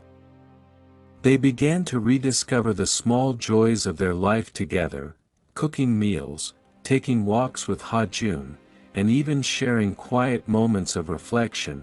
Their path forward was still uncertain, but they were no longer trapped in the past. They were moving forward, one step at a time, and that, in itself, was a victory. As Bora and Min-ki continued their journey towards healing, the shadows of Bora's past, particularly her relationship with Il-beom, loomed over them. Despite their efforts to rebuild and reconnect, Bora knew that a final resolution with Il-beom was necessary to fully move forward. She had tried to avoid confronting him, hoping that time would dissolve the complications, but she soon realized that avoiding the issue only prolonged the agony. One crisp autumn afternoon, Bora decided to face the situation head-on. She reached out to Il-beom, arranging a meeting at a quiet cafe in the city. The place was quaint and serene, a stark contrast to the tumultuous emotions she was feeling. As she waited for Il-beom to arrive, Bora reviewed the consequences of her actions and steeled herself for the conversation that was about to unfold. Il-beom arrived punctually, his demeanor calm but guarded. He greeted Bora with a polite nod and took a seat across from her. The casual atmosphere of the cafe seemed almost surreal in light of the gravity of their conversation. Bora, Il-beom said, his voice measured. It's been a while. What did you want to talk about? Bora took a deep breath, gathering her thoughts. Il-beom, I wanted to talk about us, about what happened between us and where we go from here. Il-beom's expression remained inscrutable. And where do you think we should go from here? Bora's heart raced as she considered her words carefully. I've spent a lot of time thinking about what we had and what it means for my life now. I've tried to move on and focus on repairing my marriage with Min-ki. But I realize that I can't truly move forward until I resolve this part of my life. Il-beom's eyes narrowed slightly. So, what exactly are you saying? I'm saying that it's time for us to let go, Bora replied, her voice steady. We need to end things completely. I want to close this chapter and focus on making things right with my family. I hope you can understand that this is the best thing for both of us. For a moment, Il-beom was silent, his gaze fixed on the table.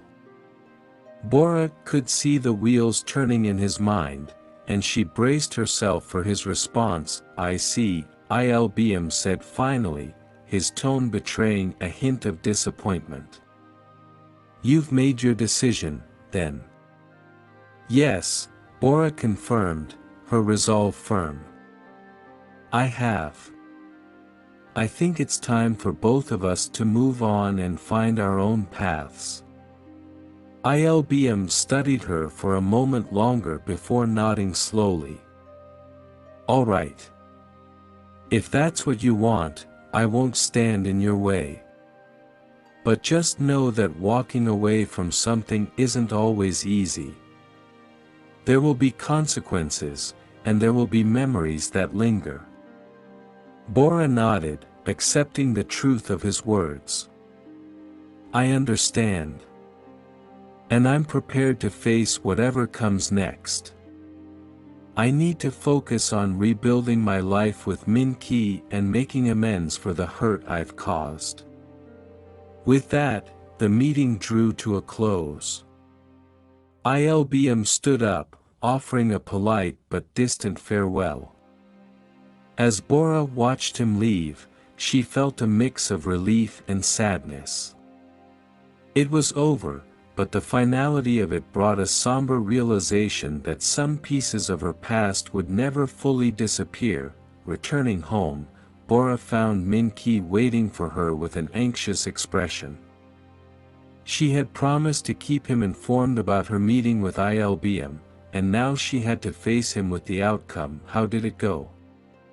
Min-ki asked as Bora walked in the door. Bora looked at him, her heart heavy. It's over. I told Il-beom that we needed to end things completely. He accepted it, though he wasn't pleased. Min-ki's eyes softened with a mixture of relief and concern. Are you okay? Bora nodded, though she felt emotionally drained. I'm okay. It was a difficult conversation, but I think it was necessary. Now we need to focus on ourselves and our family.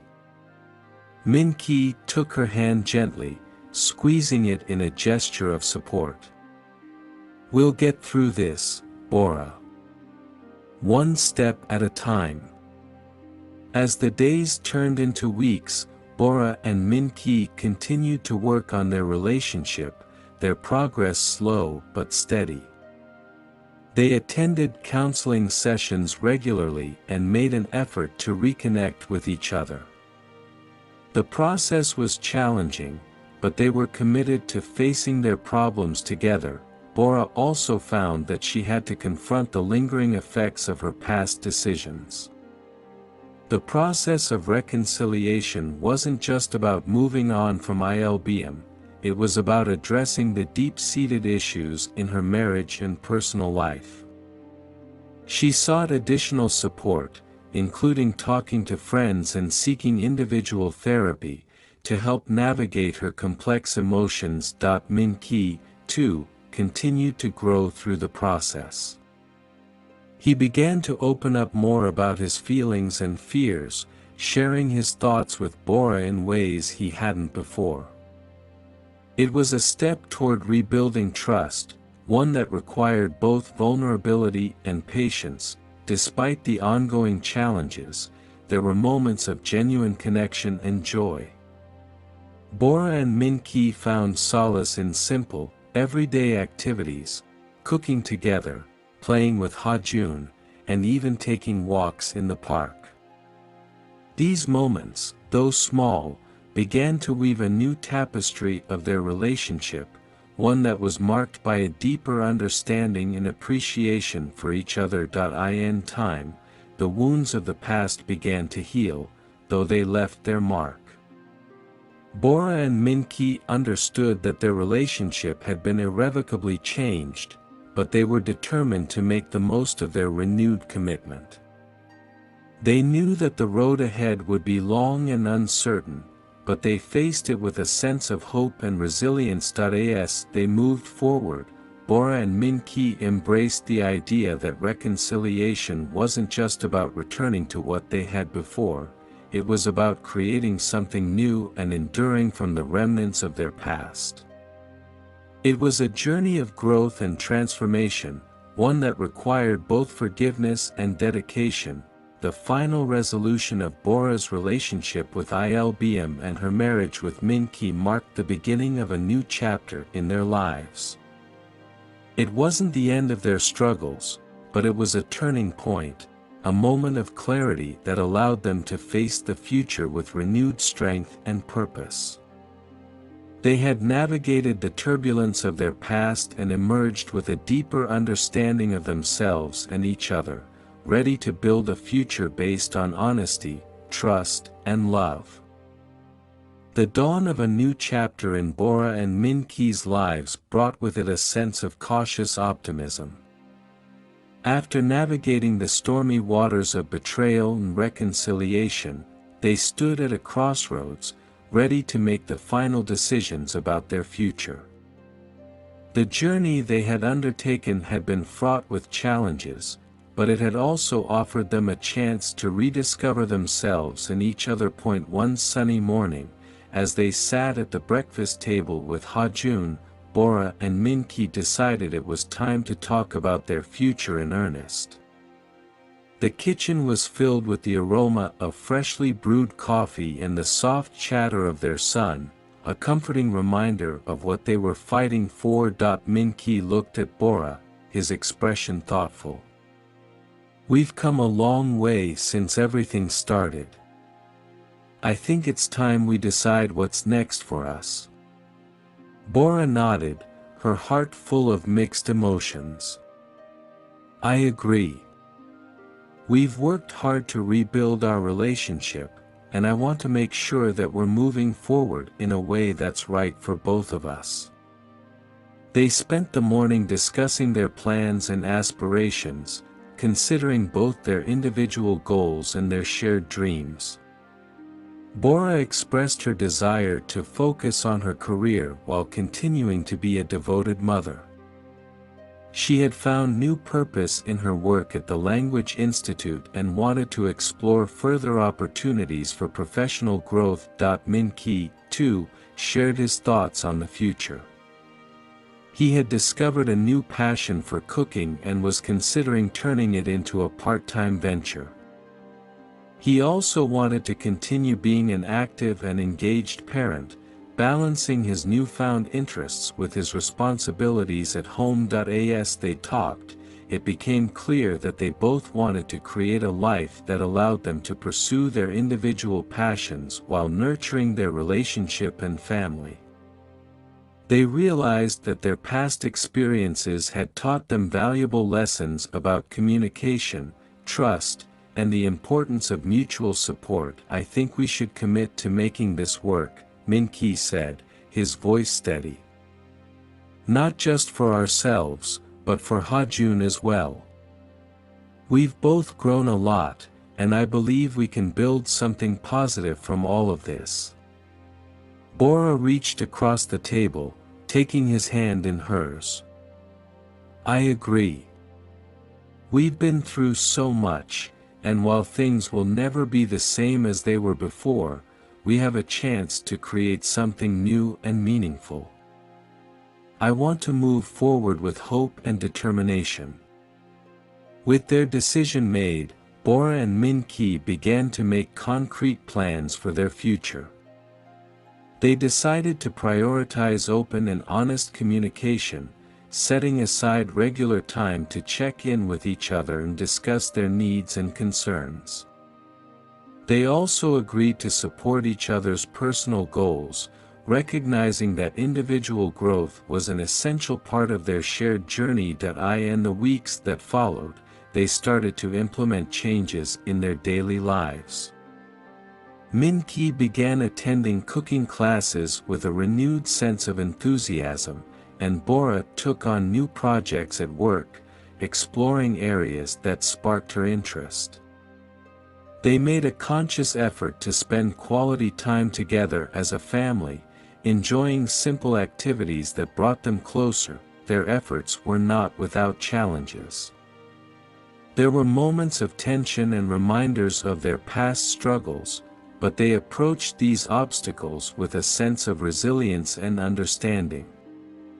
They had learned that healing was not a linear process, but a series of small steps toward a better future. One evening, as they sat together on the porch, watching the sun set over the city, Bora reflected on their journey. It's amazing how far we've come, she said softly.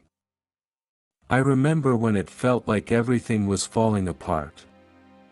Now, I see a future that's full of possibilities. Min-ki looked at her, his eyes filled with a mixture of gratitude and hope. We've been through so much, and we're still standing. I think that's something to be proud of. We've learned a lot about ourselves and each other, and I'm excited about what's to come. As the days turned into months, Bora and Min-ki continued to build their new life together. They embraced the challenges and celebrated their successes, finding joy in the small moments and strength in their commitment to each other. Their relationship was no longer defined by their past mistakes, but by their determination to create a meaningful and fulfilling future. the journey had been arduous, but it had also been transformative.